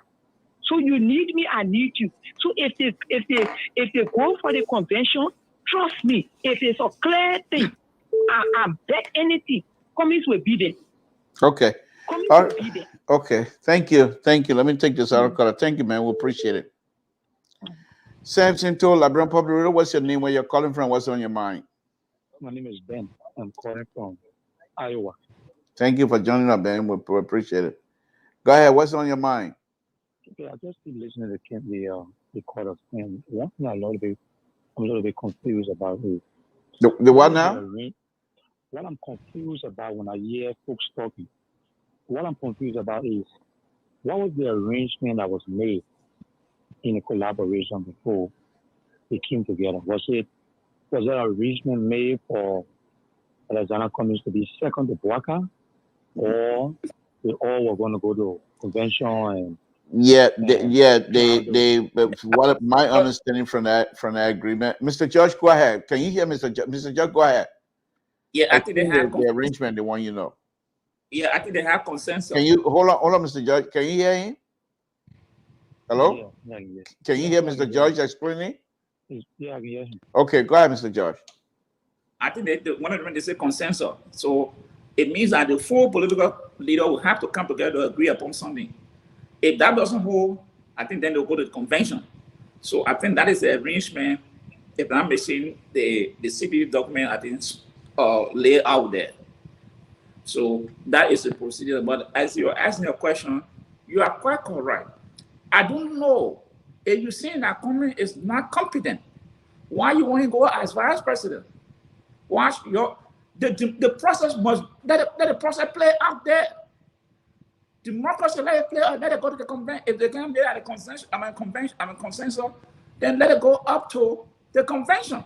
And who win the convention is the Senate bearer. Why are these people trying to play this game now? Cummings should go as vice president. Then you people want to siphon the democracy, the process of democracy. One man, one vote. Let people go all the way to the convention. Whoever win, if Boakai win, he wants to take Cummings as his vice president of his business. If Cummings win, he wants to take Boakai as his vice president of his business. But you people should not make the democracy model in Liberia. We're trying to build something. So let the speaker continue.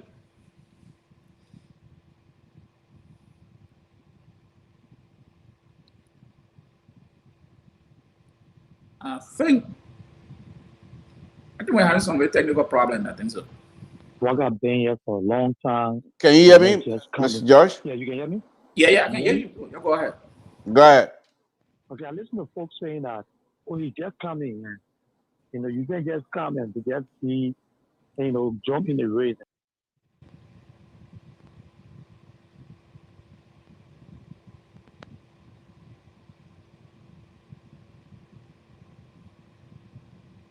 Cummings who just coming. So why can the folks go as vice president and they're offering Cummings who just come in the vice president? Let's look at the numbers.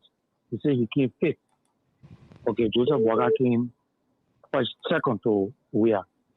So why would you continue to take somebody who just came fake, is not even qualified, and offering the vice president position? You don't. Why can't you give it to you if you have been there for a long time? So if you're talking about how long, then you have been there a long time. He been there as offering job. He been in Liberia for a long time. Been doing a lot of great things. Okay. You got Yomi Kanga-Lauren, who's a senator. She's been serving in there for a long time.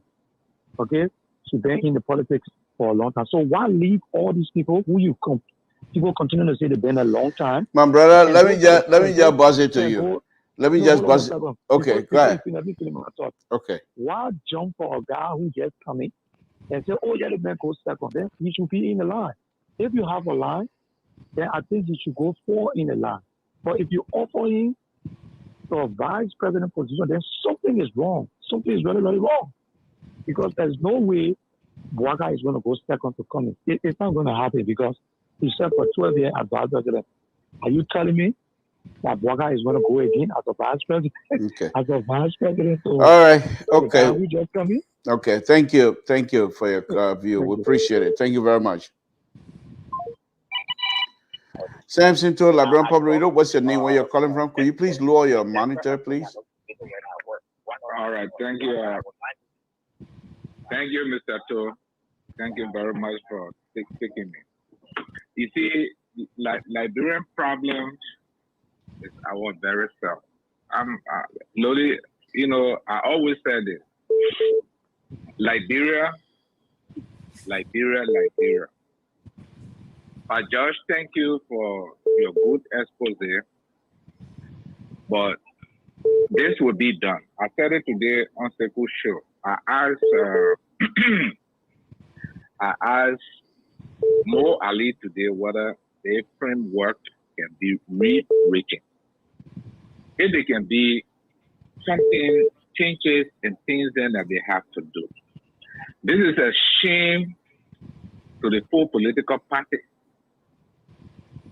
For us, we Liberians, to be talking about framework document. And what I said it last time. Diddy, can you try to make it brief? We got about four guys in line already. So all of those things, listen. The force of ANC, as I said always, they are not honest to brother Cummings. It happened. The history is there. With people that left from America here to go run for president, for the presidency of our country. Okay. What happened to them? If I were members of ANC and close to the Alexander Cummings, all right, you have all of these good ideas, mountain president. Even the old man said he would not go there as far, maybe it might be in his third year, he will turn this thing to you, and you build our country with all the good ideas you have. Thank you. But the political muscle will not carry us anywhere in Liberia if all we want our country to be built in the 21st century. Then Mr. Cummings and Mr. Boakai sit down face to face. Thank you. Thank you. Let me take this other caller. Thank you, dude. Appreciate it. Thank you very much. Mm-hmm. Samson to Liberian Public Radio. What's your name? Where you're calling from? What's on your mind? Thank you. Hello, can you lower your monitor a little bit?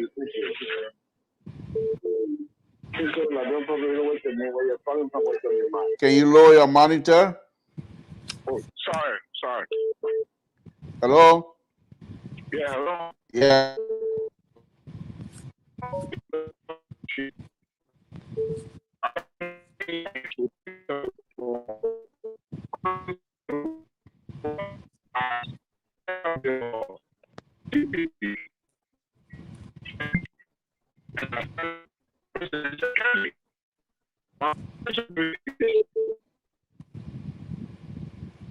What do you say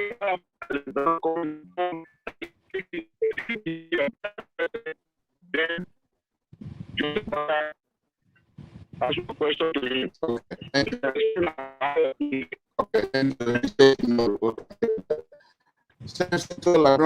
What's your name? Where you're calling from? What's on your mind? Yeah, good evening. How you doing? Tama Foya, calling from Canada. Thank you for the engagement. Yeah, my tip on your discussion today or tonight. Actually, I'm not from CPP. I'm not Liberty Partisan or UP or I'm a physician. But I really want to know the definition of he just coming in politics. What the meaning of he just coming? So are they telling me it's not just coming in the right person? Because the bad person been there before. Or he let the bad person, I have the person just coming and I have some good plan. I'm not backing for me. But they keep saying he just coming. So can they say, what the meaning of he just coming in politics? How that sound to them? So which means because I've been there and I'm not fit to leave, but because I'm there and you may told just coming, but you are the right man for this country. He put me ahead of you. So is that what they're telling us here? I'm a physician. It's an entitlement. Mr. Judge, just copy it down. You answer all of these people.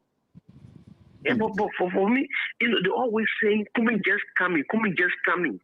So how that sound? How that really sound when they're seeing these things? Because are we looking for someone that just coming or someone that get benefit for long or long for the right person? Okay. That for me, I'm not a common fan, but when they're saying it, then it like get me to say something. I'm a physician. Okay. I'm proud to be a physician. But Kumi, he just coming. Why if Kumi is better than Joseph Boakai? But because Boakai been there for some years, we put him there because he been there.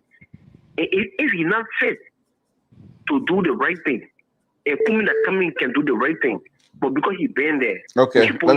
Let me take this other call, Mr. Judge. Got it. Listen in, and you will answer for you. Thank you very much. Samson to LIBERIA Puerto Rico, what's your name? Where you're calling from? What's on your mind? Mr. Judge, just take note for us and then you can answer this one. Can you lower your monitor, please? Can you lower your monitor, please? Hello? Yes. Okay. Go ahead. What's on your mind? What's your name? Where you're calling from? What's on your mind, please? Oh, am I connected to the show? Yes, you are. All right, thank you for having me on. I'd like to speak to two specific issues tonight on the show. Yeah, but I got about 4 guys on the waiting here as well. So just make it brief for us if you don't mind. I appreciate it. Yeah. Thank definitely. you. All right, go ahead. So the first point is, I'd like to speak to the hypocrisy of the Liberian people. Like the previous caller, one of the callers said, Liberian, our own problem. All right. So now we have a sitting president who are just been in power. In fact, if George was in power the first 6 months, there were protestation here and there. People wanting him to leave power. Now, the Boakai group of people saying they want to bring Boakai to power because he's been there longer time. But they are the same people who saying George should leave power. When the sitting president have not even been there that long. You want him to leave power for somebody who have already been in the system, but now you are opposing coming. So what's the rationale? What is the rationale? You say Comey is new. Okay, George Rice also new to the presidency. Can we give him the same chance I want to give Boakai? I don't understand these people. You understand? You know what? It just shows you the Liberians are their own problem. The second thing I like to speak to is that we read a press statement today of Joseph Boakai. I like to take the quotation from Ben St. the chairman for the Spoon Talk. You always say this is an opportunity for Liberian people to see the true leadership in Joseph Boakai because it's the first time for he to be entrusted with the frontline responsibility on the national scene. This is Joseph Boakai's first time to spearhead anything on the national stage. Now, you have an internal crisis. Your first priority, anyone would think, would be to consolidate and to reconcile your internal conflict before speaking of international issues. So what it shows Joseph Boakai, when you read our press statement today, it just shows you that the old man doesn't have leadership, and the people that are around him too, because he doesn't have the audacity to even be cautious of wrongdoing. People you have proximity with your colleagues, people in leadership. Mr. Coleman is moving around her. Everybody sees it. You don't even you read a whole public statement. They didn't even mention. So how can Joseph Boakai reconcile the country? How can he? You know, people always saying that this old man is divisive, and thank God that the Liberian people is seeing it. You can't. This is the first time you just resuming national leadership, and you don't even care to say, "Oh, ANC people heard this." The first thing you should do is to be able to reconcile your people. You've never done that. You're talking about things that you were in power. You never spoke. Liberia politics is representation.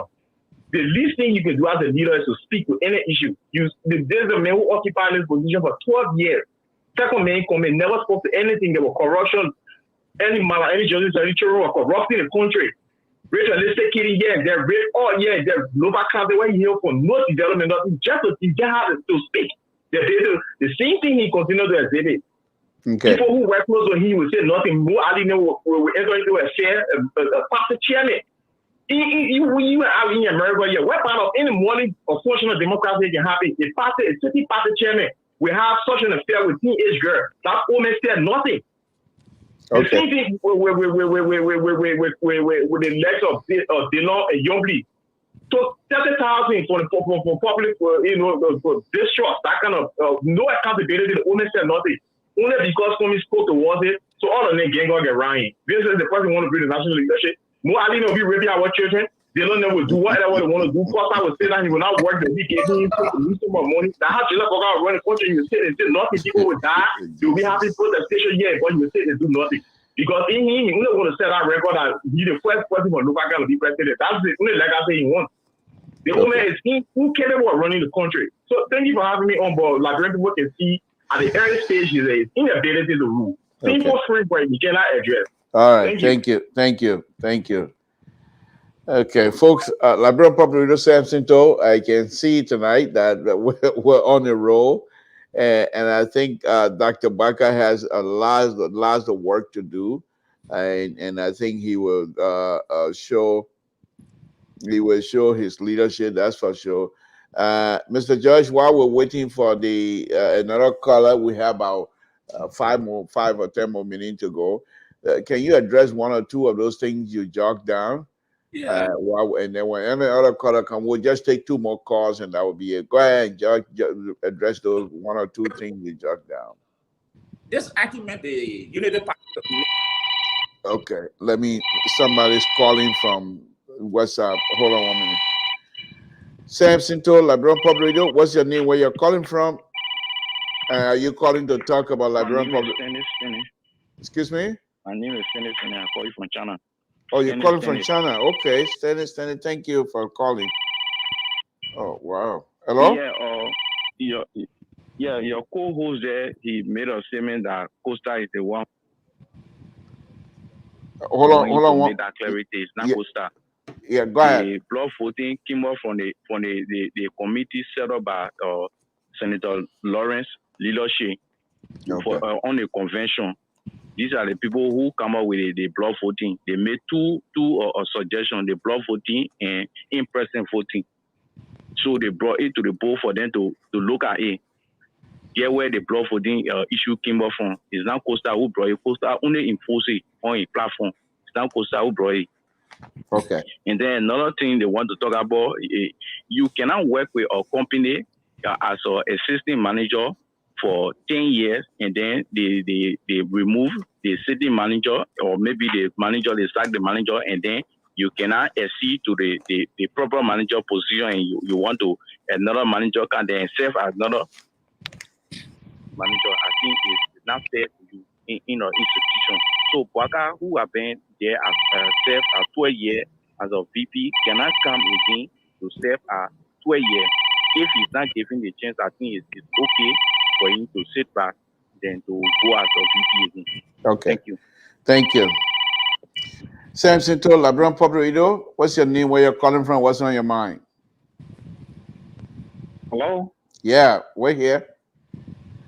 Yeah. This is the same guy I just called. I just want to make a reference. Dr. Lasana from Minneapolis, Minnesota. Okay. Just make it brief Yeah, now, since this is your second call. Make it brief for us. Yeah, just to be brief, like I was listening to one of my good friends who was talking about just coming in politics, what it is mean. I just want to tell him that politics is a mature game. If you have to start from somewhere, you cannot just come, because we saw Vicente, we saw Kukulioko, whatsoever that happened, we saw it. Liberian people, when they don't want you, people eat your money. But Mr. Kome may not realize at this time. You realize at last. So just coming in politics simply means you have to start from somewhere.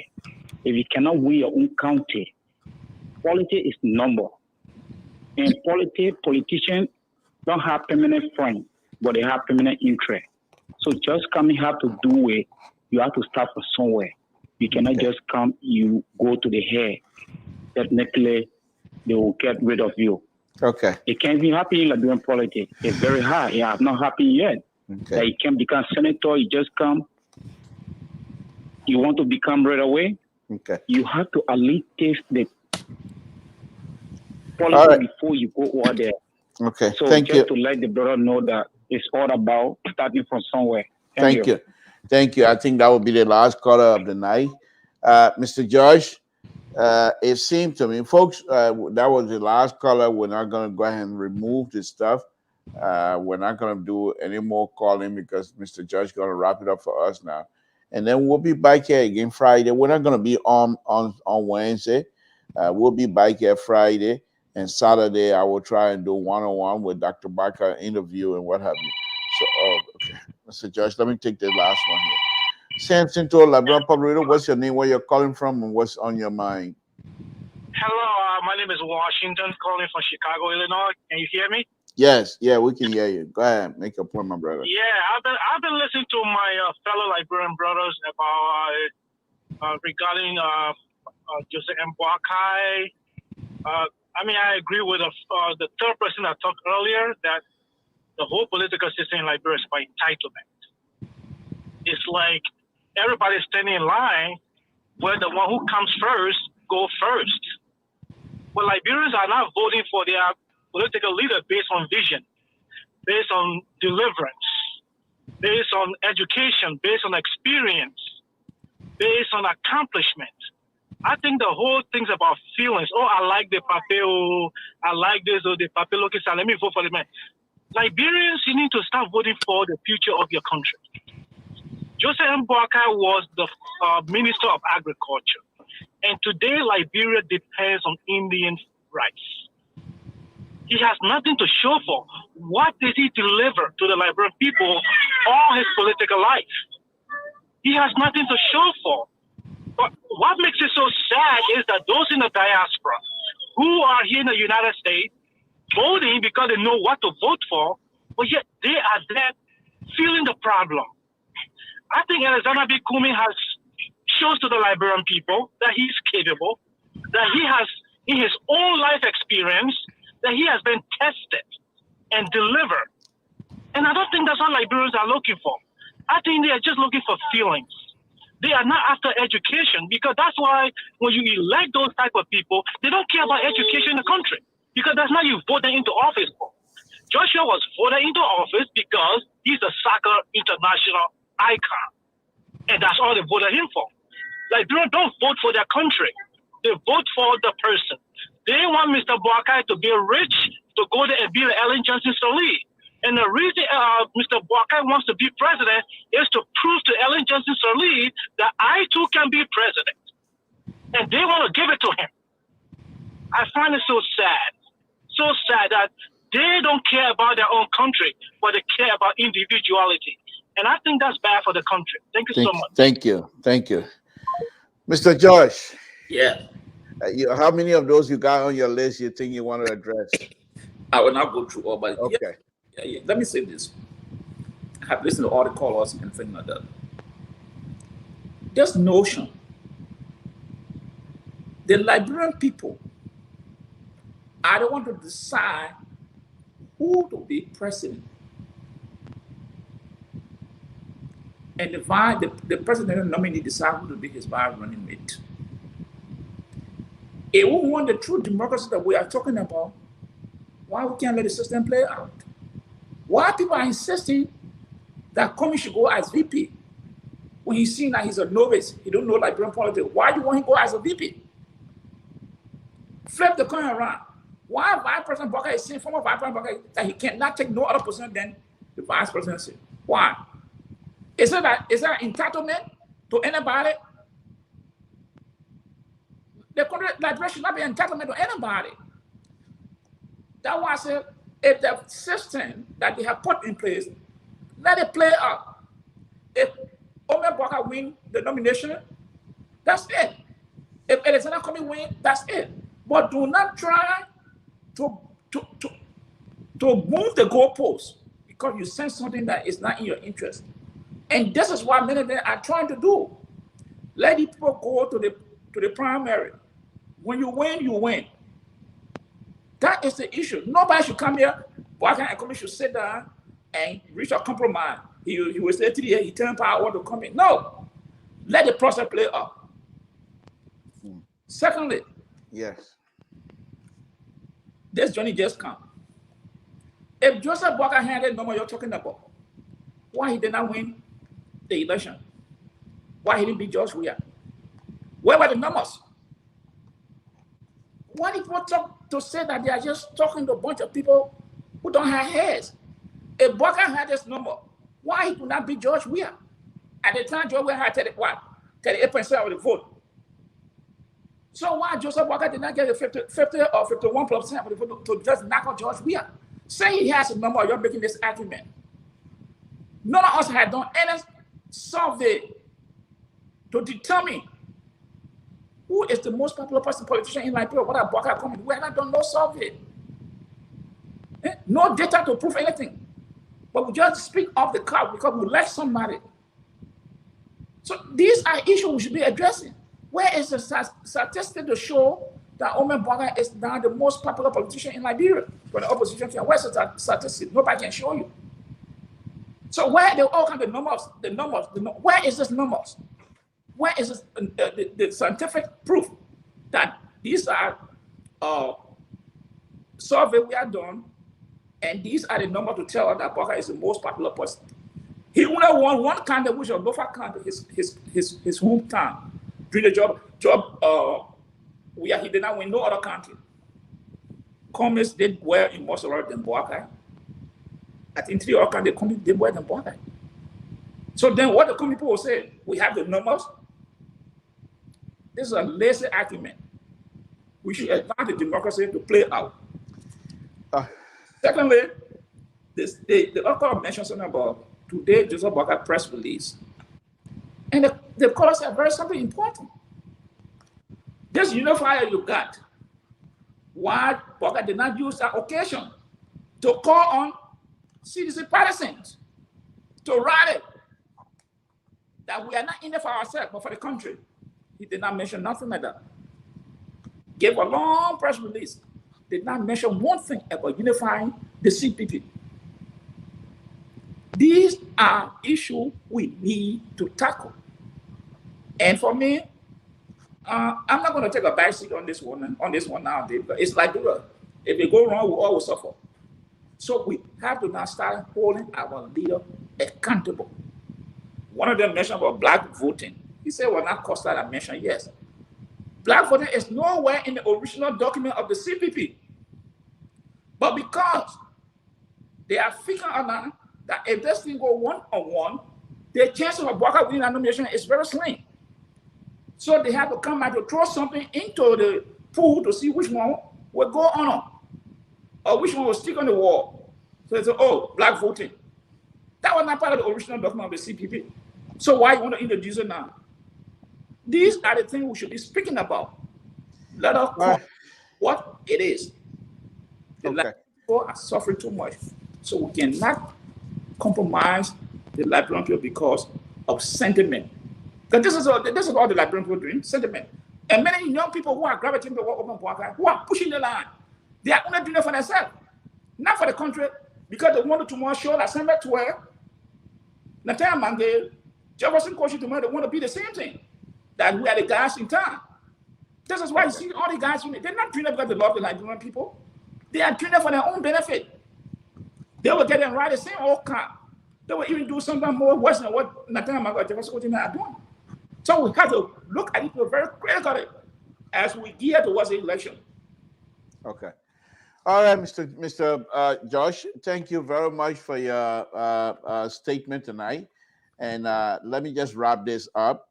I would say thank you, first of all. And we, like I said, we're not going to be able to make it on Wednesday.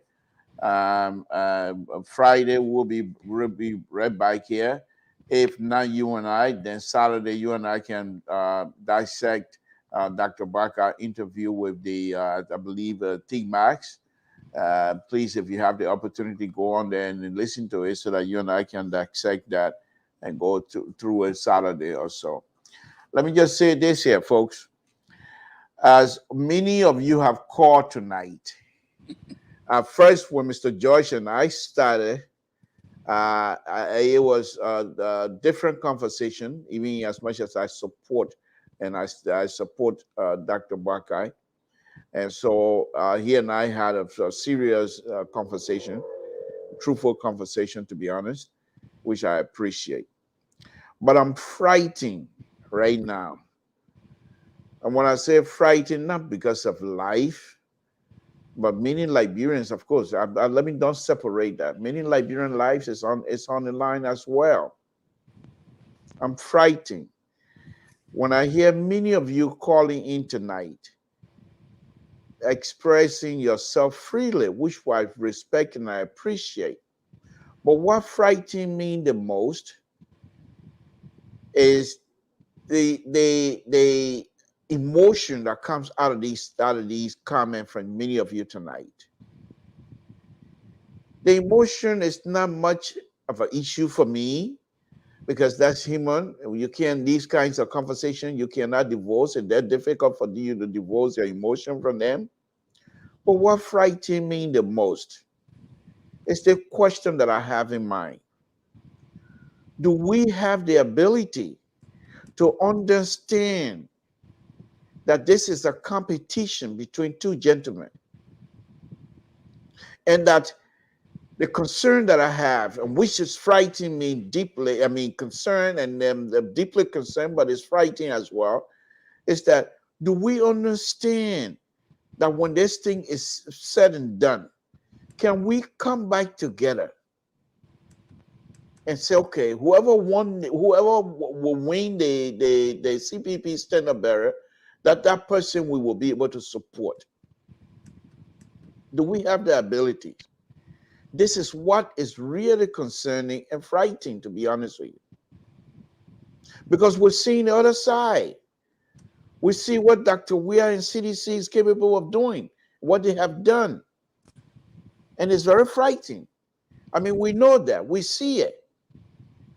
We're looking at it and we know we don't want to go on that road. We want something else to come in. But this idea now, and I'll be very honest with you guys here tonight. The idea of these surrogates to interject separation among us, to interject newness, to say this person is new. This is new to Liberian politics as well. And this is not, it's not going to go well with either of anybody that will come on top as a standard bearer. The only hope that I have, and it's not a good hope either, because whoever wins the standard bearership, that person will hope, and I will hope, that whatever coming from the CPP that is not certified, however, I hope that they will look at George Weir and CDC and their past experience and say, no, we don't want that. We're going to come back and support this group. They are not supporting whoever's going to be the standard bearer of CPP because of their love and commitment to CPP, but because of their hate and, well, not hate, but because of their disagreement with Dr. Weah and his policy, then it's not good, because there will be time that CPP will need people to be committed. And these people that are going to be voting for CPP standard bearer because of their disagreement with Dr. Weah and his policy, they are not committed to CPP, and therefore they will not do as much as they need to do for CPP to win. And even if CPP wins, the conflict is yet to be resolved. And that's what I'm saying to these leaders. I will hope that Dr. Boakai and Honorable Cummings will hold hands in hand, even as much as they're trying to go after the CPP standard bearership. Let them walk hand in hand, and let their supporters see that they are together. That they are together. That this is just a competition. That when it's said and done, that we need to come back together and look at the main goal, the objective of CPP. But the emotion that being expressed here tonight, and I'm sure these type of emotion, they are not isolated. I bet in any kinds of Liberian gathering, wedding, party, anywhere, the argument can be, I bet you the argument can be heated than what is happening here tonight. And so I will advise all of us that have the platform, whether you're leaning Dr. Boakai, whether you're leaning Cummings, but as long as you're somebody who say something, or you want something good to come out, because we're seeing already what CDC can do and what they have done so far. They have not it's not benefiting Liberia. We know that. And I'm not saying it because I don't like the present government. It has nothing to do with likeness. It has to do with being able to project truthfulness. And this is what I'm saying here tonight. So I hope, and the only two people that can resolve these issues is Dr. Boakai and Cummings. They need to come together and project unity so that their viewer and their supporters can see that they are in this together. Even if they don't want, nobody want to go second, that's fine. But we need this victory. We cannot go without it. We cannot take another 6 years of Dr. Weah and CDC. With that, Mr. George, Yep. I would say thank you guys, and thank you very much for this wonderful, wonderful program tonight. And many of you who tune in to make comments and what have you, we want to thank you as well. And many of you don't agree with my liberal view. However, you were very respectful in your disagreement. This demonstrates your ability to be responsible. Even if I say I must have said something here that perhaps rub you wrongly because of my liberal view, but yet still you respond to disagreement. In your disagreement, you are still being respectful. This is what we need to do in our own community. And I want to thank you guys for that. However, I'm not going to change my liberal view, but I will be mindful as well as I express my liberal view that there are people out there that are not as liberal as I am, and I should be mindful and not try to rub and try to force my liberal view on people. I will be mindful of that as well. But when it comes to the center right and the far right, I'm not taking back seat on any of them. They are hating my mom, they are hating their mom either. But we will do the best here on Liberia Public Radio. Mr. George, please let's meet again Friday. I truly enjoy you tonight.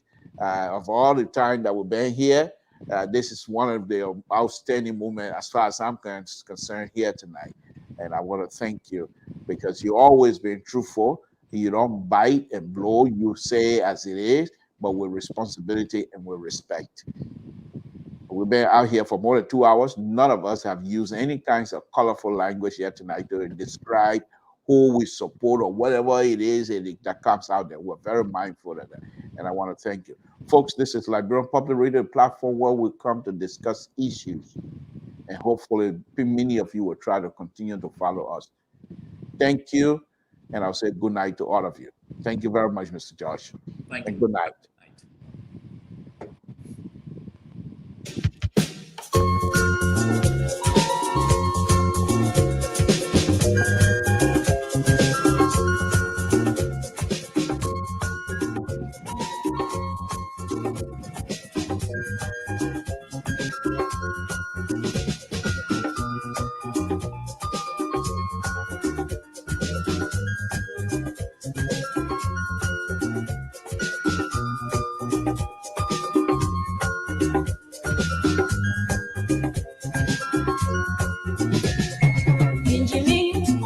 Around the water side, I love the fish, we get them every day.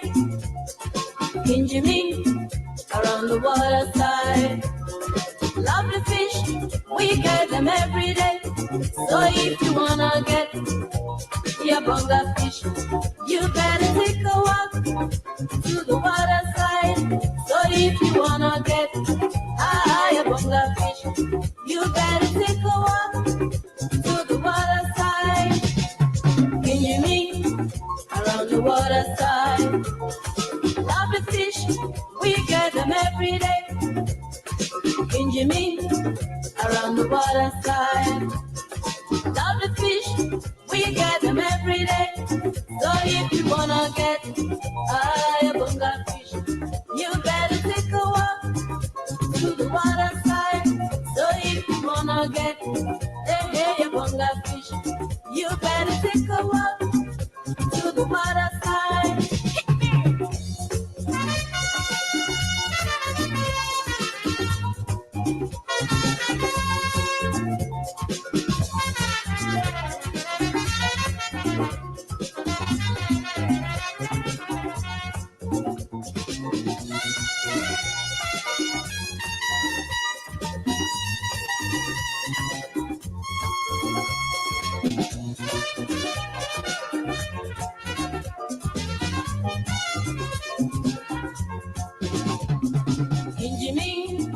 Around the water side, love the fish, we get them every day.